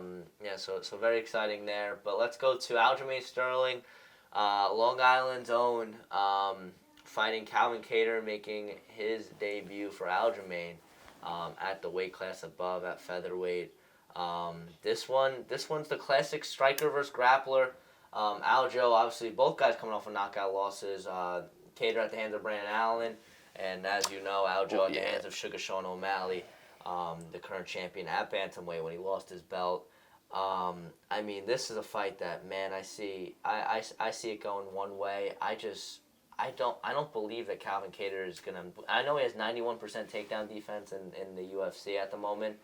But he hasn't faced a grappler at the level of Aljamain Sterling. And there really isn't many grapplers at the level of Aljamain Sterling.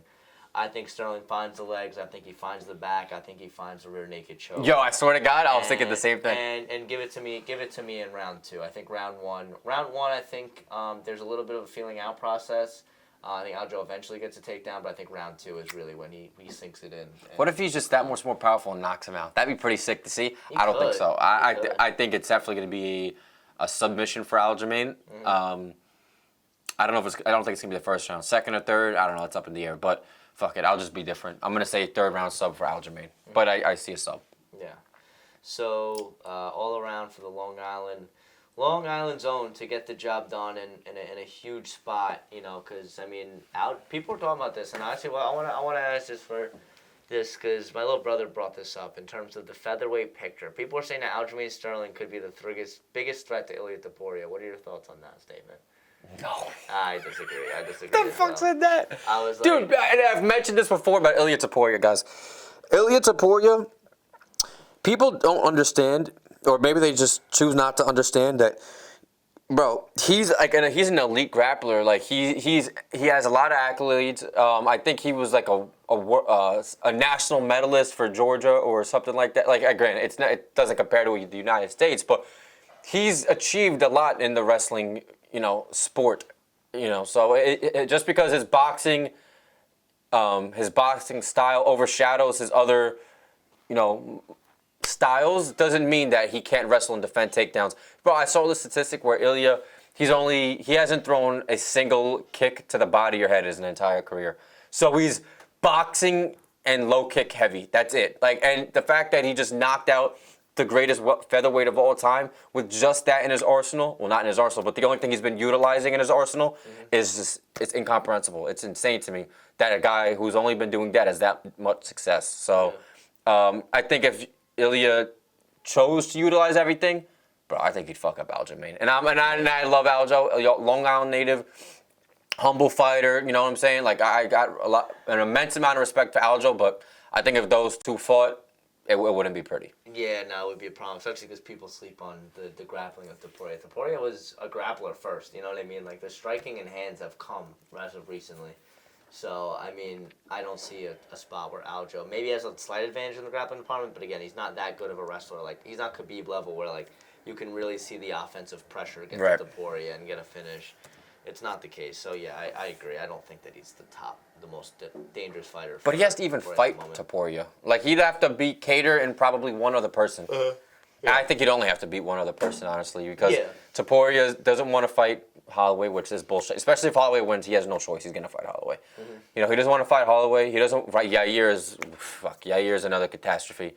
But Ortega, he doesn't want to fight these guys that have already contended for the belt multiple times. Aljamain, he fought for the 35-pound belt 5 times, but if you're including title defenses there, so he's never fought for 45-pound belt. So I think Topuria would be more than welcoming to introduce the idea of fighting Aljamain for the 45 belt if he can, accumulate, 2 wins at 45 with Kattar, and then maybe against a Brian Ortega or somebody of that caliber. Somebody who's ranked in the top 5 at featherweight. So I think it's a possible fight, maybe to happen early next year, but oh my gosh, that fight would end abruptly in probably like the first 3 rounds. Yeah. I would hope that the odds were close Oh my God, I'd smash the Topuria money line, but it wouldn't be, guys. It would be, I think, a pretty big disparity amongst the two. Yeah, I think, and as I think we agree in the sentiment that I think Topuria holds it for a while there at featherweight. But let's go to Alexander Rakic making his return after nearly a 2-year layoff against Yuri Prochazka, who just lost his opportunity at the lightweight strap from his return from injury back in November. The injury bug finally seemingly away at light heavyweight, knock on wood. And we're finally getting two of the best healthy and two guys that like to strike. So this fight, I don't think we're gonna see any sort of grappling whatsoever. And I'm gonna say we get a bounce back performance from Yuri Prochazka. I think Yuri gets the job done.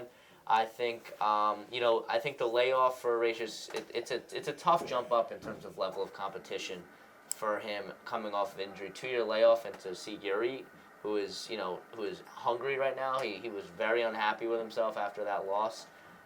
That's gonna be a sight to behold. So give me Yuri Prochazka to win a decision. And what I think that fight may be a little underwhelming in terms of the actual action. I agree with you. Yeah, but I think Yuri etches out a decision, and I think it's like 29-28, and I think it may even be like split. I think it's gonna be close. It's gonna be one of the closer fights of the night. But I think Yuri absolutely. gets the job done. I agree with that a lot. I would just have to flip the winner. I think Rakic is going to get it done. And I kind of hope so. And nothing against Yuri Prochazka. I like the guy as a fighter. He has a cool personality and all that jazz. But I just think it would, spark the division a little more. Because you beat a former champion, you can make an argument that you might be next for the belt. Although they'll probably give it to Magomed, which, Magomed is, I don't know, he's just annoying. There's something about him that I don't like. But, if Rakic can go out there and beat Prochazka, he might fight the winner of the main event, in his next fight. So we'll see what happens. I think, Yuri, even if he beats Rakic, he's not going to fight for the belt in his next fight. He'd probably have to get another win. But I could be wrong, guys. I don't know. But I think Rakic is going to pose a lot of damage. I don't know. I think he's going to pose a lot of threat on the feet. Prochazka is going to take a lot of damage in this fight. But I do think he's going to take a lot of damage, but, with not a lot of strikes. I think it's going to be a pretty boring fight, but I think there's going to be impactful moments. Yes. That's the best way to describe it, without over-expounding. Yeah, that's a good way to describe it. Like a lot of light heavyweight bouts. There's not like consistent action, but there's a lot of big moments. You think the Whittaker-Costa fighting was the same thing. But let's go. Bo Nickel, Cody Brundage, the main card now. Bo Nickel. Round 1, whatever he wants. I'm just gonna go sub because I think he's just gonna take him down and strangle him. Yeah, I don't really have much more to say about that fight. I mean, listen, it's the talent. I'm gonna be different here and say no. I'm playing. I'm not gonna do that. Cody Brundage. That fight should not put be. your wife, husband, kids, house, mortgage, everything you got. No, I'm kidding. No, bro. You listen. If somebody is stupid enough, has too many drinks, and puts $1,000 on Cody Brundage, and by God's grace he wins, he's banking. You're banking in $12,000. So, yeah.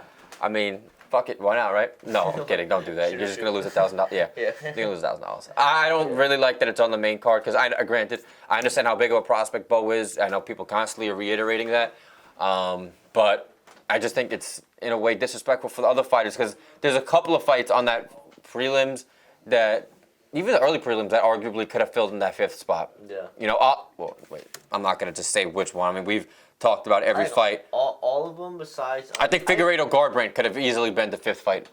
Yeah. But I think, like you mentioned before, the only reason it's the opening of the entire card is so Dana can get people watching and in their seats at 6 p.m. Eastern time, whatever. Yeah. Not whatever fucking time zone you live in. 3 p.m. for the Pacific. Yeah, right. But 6 p.m. for I think it's for Western. 3 p.m. for Pacific. The Western's 3 hours behind us. Pacific's like 2. Okay, then Western's 3. It's all right. Joe doesn't know his time. I'm not going to do that. No, I'm just busting balls. Listen, I'm here. I'm on the East Coast, baby. That's the only time. That's the only time that matters. But I think Figueiredo Garbrandt could easily have filled that spot. Absolutely. Even Cater Sterling in my maybe not. I think all of them. Every fight could have. I think outside of Andrade. Hey, bro, Cody Brundage lost to Jamie Pickett, and Pickett just. I'm sorry. Bo Nickel in his debut, it was controversial with the nut.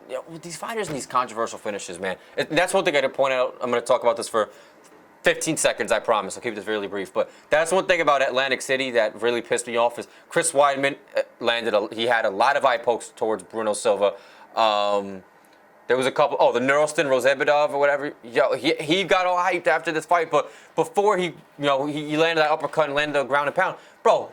You couldn't have seen a more flush eye poke to both eyes. It was ridiculous. It was just a dirty card, honestly, and I was a little disappointed because I expected that card on name value for a fight night. It looked good. It just didn't turn out. Yeah. The finishes just didn't turn out to be that way. All right, that's all I'm gonna say on that. So, fuck, I lost my train of thought. Bo Nickel. By what? Bo Nickel by first round, guys. First round sub. There you go. So first time we're actually on the exact same page there. Right. Oh, I was talking about Cody Brundage. Yeah, I don't know why they're giving Bo Nickel Cody Brundage. Cody Brundage, like I said, lost to Jamie Pickett, who Bo Nickel finished in the first round in Bo Nickel's debut. I think that's just a really redundant opponent. It just doesn't make any sense. It doesn't really do anything for Bo in terms. Not at all. Give him like a guy who's on the cusp and like a Gerald Meerschaert maybe or somebody. Yeah. But this is completely stupid. Yeah. And the fact that on the betting apps, Bo Nickel is like a plus 500 to be the champion at the end of the year, I'm sure that's going to change now because of the opponent he has. Unless he fights, 3 times in the next fucking 8 months. Or they just fast track him like crazy and say, okay, you fought Cody Brundage, title shot. No. I mean, Alex Pereira fought Bruno Silva, who wasn't ranked, and then he fought Sean Strickland, who was ranked number 4. Mm-hmm. So, I mean, if he could finish Cody Brundage, they might give him a guy like Marvin Vettori, which would be ironic because they've trained together a bunch of times at American Top Team. So, but at the end of the day, guys, you might love the guy as a friend, as a business. It's business. So I'm sure they would both sign the contract. But yeah, Bo Nickel first round sub. Bo Nickel first round. Now to. I already know what you're gonna say. My main event. Your main event. I don't know what I'm gonna say because we got Charles Oliveira versus Arman Tsarukyan. And this is one that you guys. That goes without saying. I think we did the build up of both fighters. I was talking about my most hyped fight, so I'm not going to get into the backgrounds of both. You know Charles Oliveira's story. You know Arman's story. I'm just going to give you my pick, and this is one that I'm thinking with my head, not my heart. Oh, okay. And my heart wants a Charles Oliveira round 2 finish. My head is telling me Arman Tsarukyan round 2 finish. So give me a round 2. Arman by TKO finishes Charles Oliveira and solidifies himself as the next top contender in the lightweight division. I said this at the beginning of the year. I have to stay true to my word. I think Arman is the one that beats Islam at the end of the year. You think Islam? I forgot you said that. You think Islam loses the strap? Yes, I said that at the beginning, and I'm going to hold true to it. I'm going to stick with my guns, and I'm going to say Arman by round 2 finish, TKO, and he establishes himself as the guy that is going to be Islam's biggest threat. I think you're right, man. I think it's just destiny that Arman fights Islam, and Abu Dhabi, obviously, Islam's going to fight in, but I think, they're both from the Middle Eastern region, so I think that would actually, be pretty ironic. Oh, he's from Armenia, so Armenia is around there. My geography isn't great, but it's somewhere in the fucking Europe, Asia, bordering something like side of the world. Right, exactly. That's all you need to say. Yeah, I think it's just destiny for that fight to happen, and Charles Oliveira is basically the last piece of that puzzle. I don't know if I don't see it going decision, man. Oliveira doesn't fight. He doesn't have decision fights. So yeah, I think it's gonna be. I agree. I think it's gonna be a second round TKO. Yeah, for Arman. Okay, damn. So no Oliveira love on the pod, but listen, if next week if Oliveira wins, I'm gonna have a big smile on my face. I'll be happy as hell. No, that'd be great, man. I don't think I'll ever be happier to be wrong than if I'm wrong about that. But let's go to the BMF belt. We're getting to the title picture now, or at least close to it. This is not a real belt. Just defending it. I don't know why. Max so stupid. It is dumb. It's so dumb. But versus Max Holloway for the baddest motherfucker belt. And I'm going to have a pick that Ian's going to hate. And why would I hate? Let me just say something right now. I like both these guys. No, you're gonna hate my pick in terms of because I think you think somebody's gonna win pretty decisively. I think a majority of people think someone's gonna win pretty decisively. Why? This is what's it's kind of eating me up. Why are we sleeping on Max Holloway in this fight? I understand he's going up 10 pounds, and Justin Gaethje's the natural fighter in this weight class. I understand that Holloway does not possess the same power that Justin Gaethje does. Not even close. But that's why. No, it is not even close. But let's not forget that Justin Gaethje has been finished plenty of times in his past. His chin's been cracked plenty of times in his past. His chin got cracked by Tony Ferguson in the past, and this was when Tony Ferguson was on his descent. I mean, it was the beginning. That was the beginning of the descent. It was the beginning of the descent, but still, it was still the descent. He didn't look the same before that. Even he was on a win his last fight. No, he was. He was still on that winning streak before that win. But I'm saying, like, even when they returned from COVID, after right? COVID, No, I get it. Tony Ferguson's a different fighter. But can I say what? Can I answer your question? In my opinion, why I think they're ruling out Max? Because Max, he's landed the most amount of significant strikes, but I think he's also absorbed some of the most significant strikes. So his defense isn't necessarily impeccable, right? But and I think he understands, though. I think Holloway and his leg kicks too. He doesn't check kicks. Gaethje is known for having destructive kicks, That's fair. And not even just the kicks, but Poirier, he has powerful hands. Don't get me wrong. And he did a lot. He landed a lot of punches on Holloway when they fought for the interim belt, 4 years ago, whatever it was. I think Gaethje is a lot more powerful. I think Gaethje has similar power to, not on the exact level, but he has Emmett-esque power. I think Emmett's power is ridiculous, so I'm not going to say it's ridiculous. Stupid. I don't think Gaethje has that power, but I don't think it's too far under. I think if Gaethje implements those kicks like he will, and he just finds I think he'll be the first guy to knock down Max Holloway. I don't think he'll finish the fight, but I think he's going to land a knockdown. So you got Gaethje by decision? I got Gaethje by, I hate to say it, guys, I'm going to go like 50-45, 49-46. I'm inclined to say 50-45. Wow. I think it's going to be a pretty dominant decision. Wow. And I'm going to go... This isn't being biased. This is me completely being an analytical perspective. Because again, I like both the guys. There's no reason to not like either of them. If you don't like Justin Gaethje or Max Holloway, then something might be wrong with you. Yeah, I think you're the problem. Right, exactly. But yeah, that's it. No, that's all I have to say. I think, man, I think so many people are saying about Max Holloway that I just want to pick him, and I'm gonna pick him. What? I understand that there are the issues with the power that Gaethje possesses, and the defense of Max. I think Max is gonna be on high alert this fight. Bro. I think that he's going to apply, a significant amount of pressure. I think he's going to land a lot of strikes. He's going to wobble Gaethje, and he's going to find a round 4 TK. You're bugging! I've been talking out of my ass, but it is. You're going to see it. You're going to have a dupe-ass motherfucker. And Max Holloway... Well, if he gets that win, then... If he gets that win, which is crazy, because another thing I want to talk about with this fight as well, before we move on, is...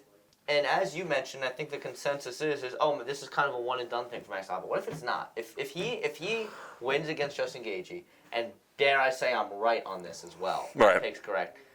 Who's saying he doesn't get on the mic and he's not saying Islam? Why wouldn't he call out Islam? Well, he'll probably call out Ilya because Ilya's been talking smack. Yeah. But who's to say that he like, let's say he doesn't want to go to 45 or he doesn't want to make that weight cut, like he's good at 55. If he looked good at 55, then maybe he does. Maybe he does. You know what would be so unique, right? If Max Holloway gets that win, especially since he's the top of his 40 at the 45 division, or you could probably say he's the third best fighter, including the champ and the number one contender.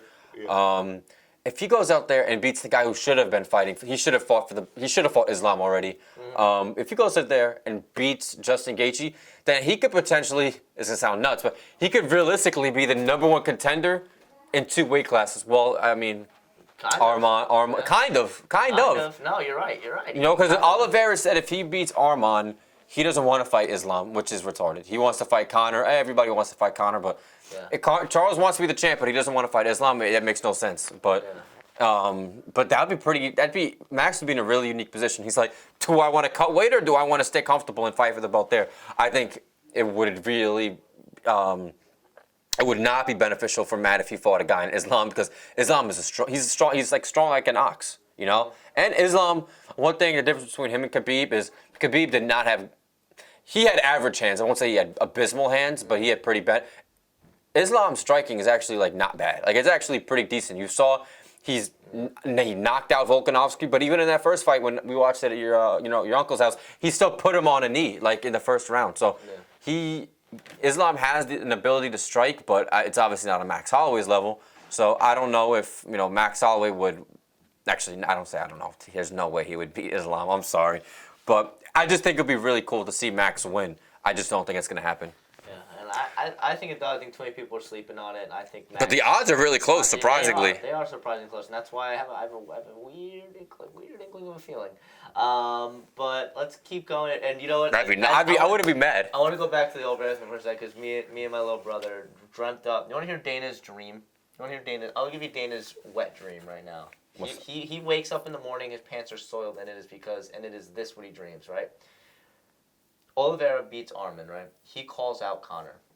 Conor, because I don't know if you knew this, but when Conor lost to Dustin Poirier the second time, or the second time, the third fight when he broke his ankle, he was wearing his mouthpiece, it was Brazilian colors. He was fully planning on calling out Charles Oliveira after the fight. That's like it's a rumor. I think I heard about that. It's a rumor, but it's most likely true. Like, why would he be wearing the Brazilian colors on his mouthpiece? There's no other reason. So he planned on winning that fight, calling out Oliveira, and then fighting about. So this is a fight that they've been wanting to make. Let's say Oliveira goes out, beats Arman. Dana's dream scenario. Conor goes out, beats Chandler. Beats Chandler. Then they main event of Oliveira. That's a pay-per-view main event. Oliveira McGregor, a huge pay-per-view. That's another one of those crazy numbers. McGregor wins. McGregor versus Islam. I'm creaming my pants just thinking about that. Khabib in the corner for the light. Dude, that would have more sales than 300. More sales than 300. Way more sales than 300. Way more sales. It'd be crazy. They could put Cody Brundage versus Jared Minishar as the co-main event, and that fight that will do more. Dude, I think there could be literally no other fights. Just that fight. People would still pay $80 to see. Yeah, exactly. No, dude, that would. Oh, tell me goodness. That's not his dream cream. No, that is. But 3 things need to happen, and all 3 of them. And both involve Conor McGregor winning another UFC fight against 2 guys who. Well, I think the Chandler fight is feasible. I think he could get that done, especially because Chandler's like 38 years old and he gasses out like this. They're both good matchups for Conor because they're both guys with susceptible chins. Conor only needs 1 punch. You know what I mean? Like, he just has the power. That's one thing he can't take away. He has good boxing still, and he has good power. He's not the same fighter, and I think if he fights Islam, he gets starched in that fight. But it's all about him getting there.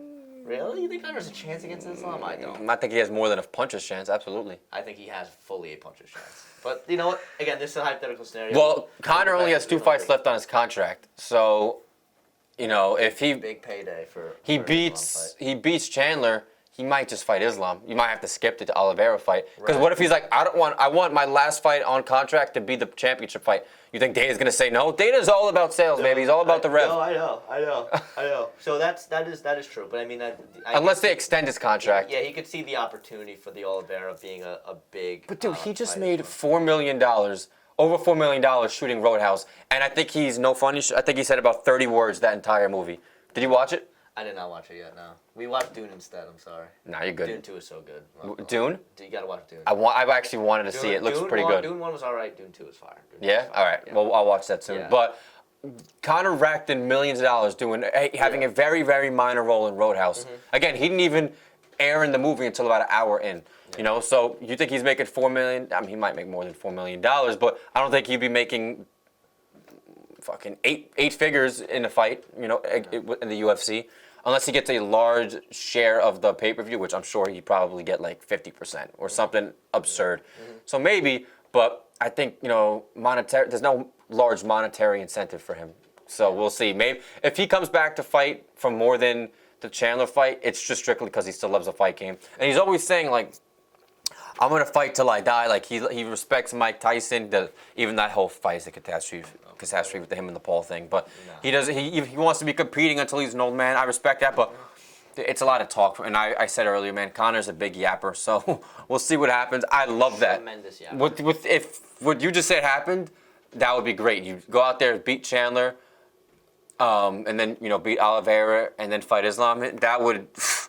That would be insane. It's very improbable. Yes, very improbable, but it is Dana's wet dream for sure. So let's go to the first true championship bout. Zhang Wei Li versus Yang Zhang. I think that's how you say it. Zhong Yan. Zhong Yan, whatever the heck it is. Either way, she ain't winning the fight. Absolutely Zhang Wei Li is gonna get a round 2 TKO. I think she just dominates on the feet. I don't even think she needs to grapple, although I think she's a superior grappler and striker in this fight.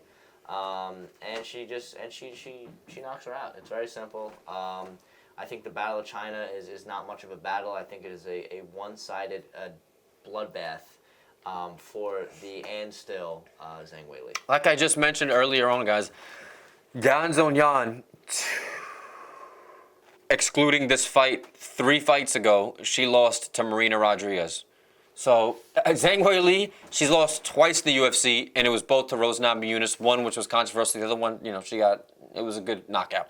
But Zhang doesn't really, with the exception of that, knockout against Rose, she doesn't really have fluke losses or lose to people that she shouldn't lose to. Yan being the number 1 contender, for you to lose to Marina Rodriguez is like, and that wasn't that long ago. That was, a year and a half ago?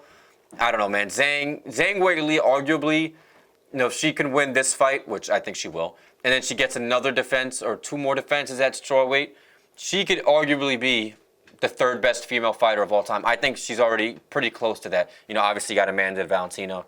But who else? Who would be stopping Zhang Weili from being one of the female GOATs? No, she's right there. She is right there. And it's so funny because this is actually her 11th fight in the UFC. She's only had a few fights, but she's had 8 victories. She's 8-2 in the UFC, and I think she's had like 5 or 6 title fights, which is nuts. She's only lost to Rose. Yeah, only lost to Rose. And then, funny, because I looked it up the other day, her first loss in her professional career was her first fight in her professional career, kind of like JDM. Wow. So she lost won like fucking 17 or 18, and then, lost to Rose twice or whatever. And now she's on a 3-fight win streak, probably will be on a 4 after this fight. So and Zhang Weili, man, she's 34, so she's not that young. So I think for her to get a win here, and then get a couple more before she hangs it up would be pretty remarkable. And then she could arguably be the strawweight GOAT. I think she's already there. A couple more, she'll be there. That's the same division as Joanna Jędrzejczyk, right? Yeah, so maybe not yet. Maybe not yet. But she's beaten Joanna twice. Yeah, but that's towards the tail end of Joanna's career. Joanna was past her prime when they fought. The second time, the first time was like the great, like was like I think it was voted like fight of the year or. Oh yes, I remember the first. Remember one. Yes, fucking the lump. Yes. That's why immediately I was like, oh shit, yeah, I forgot about that one. No, that was a great fight. That was like a war. That was a good one. So. But no, they're both right there. But yeah, I think this will be for being in the Hall of Fame, by the way. Oh, absolutely. I think this will be a dominant fight for Zhang Weili. I don't know if it's gonna go decision. Nah, it's not gonna go decision. What are you gonna say as official prediction? I say round 4 sub. Round 4 sub. All right. But I think she wins every round. She wins every round handedly. I agree. So let's go to Hill. Mr. Jamal Sweet Dreams Hill coming off of that, was it an Achilles or ACL? One of the two. I think Achilles. The Achilles tear is now back to reclaim what he lost because due to injury in his title, and he was on a 4-fight win streak prior to that, including 3 finishes against the likes of Jimmy Crute, Johnny Walker, and Thiago Santos. And then he won the bout in a 5-round war against Glover Teixeira. I mean, was it really a war? He won every round. Yeah, I mean, I like, it's a war at the end of the day. It's 2 guys. No, of course. Gloves on, but it's true. 4-ounce gloves. But and then Alex Pereira, he just won the belt, finishing Yuri Prochazka, and now he's making his first defense at light heavyweight. And I think that we go back-to-back in the and still department. I think, I know you disagree, and that's okay. I think that Pereira gets hurt in round 1 because Hill does have heavy hands and he does have crisp boxing. But I think round 2, Poton gets the finish. I don't think it goes past 2 rounds. It may even be first round, but give me a round 2 as Pereira. TKO, KO, and still. He finds the left hook, and Sweet Dreams goes to bed, and he goes to dreamland. His nightmares. To be a he gets into the shadow realm. You're bugging. And, Wow, you're bugging. in a grand finale for what is going to be one of the best cards in UFC history. I couldn't disagree with you more, Joe. And we were agreeing with each other a lot. A lot. But I'm happy you said that. I think Jamal Hill. I see a 3rd round TKO. Listen, I think it's going to be one of those things where Alex is going to be like McGregor. You win 2 belts in 2 different weight classes, but you never defended. I think this is going to be that situation. And I think, Alex is what, 6-1 in the UFC right now? Pending this loss will be 6-2. I don't think he's going to have I think he'll probably have honestly like 4 more fights in his UFC career. I don't think 4 or 5. I don't really. I don't know. He loves fighting, bro. He does. He wants to fight on 301. If this fight goes the way I think it does, and he wins the fight, if he doesn't absorb any damage, and that would save 301. Yeah, honestly, I mean, because Usyk and Pantoja is the main event. Aldo's making a return, but granted, it is Jose Aldo, but we don't know he retired. Last time it's bad. Right, so you know what I mean. So it's like, yeah, for face value sounds cool and all, but if Pereira can go out there and do that, that would be great. And then he'd probably fight, Magomed, because he's I guess the only guy available. Yeah. But yeah, man, I see Jamal. This is what I meant to mention earlier before we wrap it up. I think, and a lot of you guys can disagree with me, but I think Jamal, he beats Pereira, and he gets like 3 defenses. Wow. Consecutively. I think he's gonna beat Pereira. I think he's gonna beat Magomed, and he'll beat Rakic, and then somebody else. And then I know we talked about. I know I sound delusional, and I'm not. I like Jamal Hill, but I'm not. I don't rave over Jamal Hill. You know what I mean? Like I'm not like, oh, Jamal. I like Turner, Colby, like way more than him. But he mentioned fighting Tom Aspinall heavyweight because Jamal said he walks around 240, 245. That would be interesting for Aspinall because like Aspinall. You can't contend for double champ status. He's a huge man. You know what I'm saying? He would never cut to 205. So it'd be cool for a guy at a light heavyweight to contend and fight him. That would just bring some, Yeah, first one since Cormier to do such a thing. Right. But this is obviously foreshadowing a lot. This is completely saying Jamal Hill has a whole bunch of success. But to this fight, where to this fight, I know. I think Jamal Hill gets a third round TKO. Third round TKO. All right. So that is our official picks for UFC 300, and that is episode 23 in the books of MMA on the Island. I hope you guys sit back and really enjoy these fights. I can't wait, man. I mean, I hope you guys all have your Saturdays off and you have it budgeted from 6 p.m. on, because if you're a fight fan, there's nothing you're going to be wanting to do more than sitting at your, in front of your television screen watching, the great card that, I give credit to Dane and Hunter. I like to crap on them a lot, but they did a great job in making this card. And, Aiden and I, like all of you, are very excited. So I appreciate you guys all tuning in. Till next time, Joe and Aiden, take care, folks. Hope you guys enjoyed the interview with Eddie as well. That actually did very well. Got a lot of praise. A lot of people enjoyed that. So I'm glad you guys enjoyed Eddie's story. More interviews on the way. If you want to be interviewed, and you have a nice compelling story to tell, slide in the DMs and we'll make it happen. So appreciate you guys. And stay posted on the TikTok and stuff as well. Joe and I are uploading a lot more frequently. So especially with 300 coming out, expect something the next couple of days and leading weeks after. 300, right, post 300. We're gonna be keeping it going. So appreciate y'all tuning in. 23 in the books, 24 on the way. Take care, folks. God bless.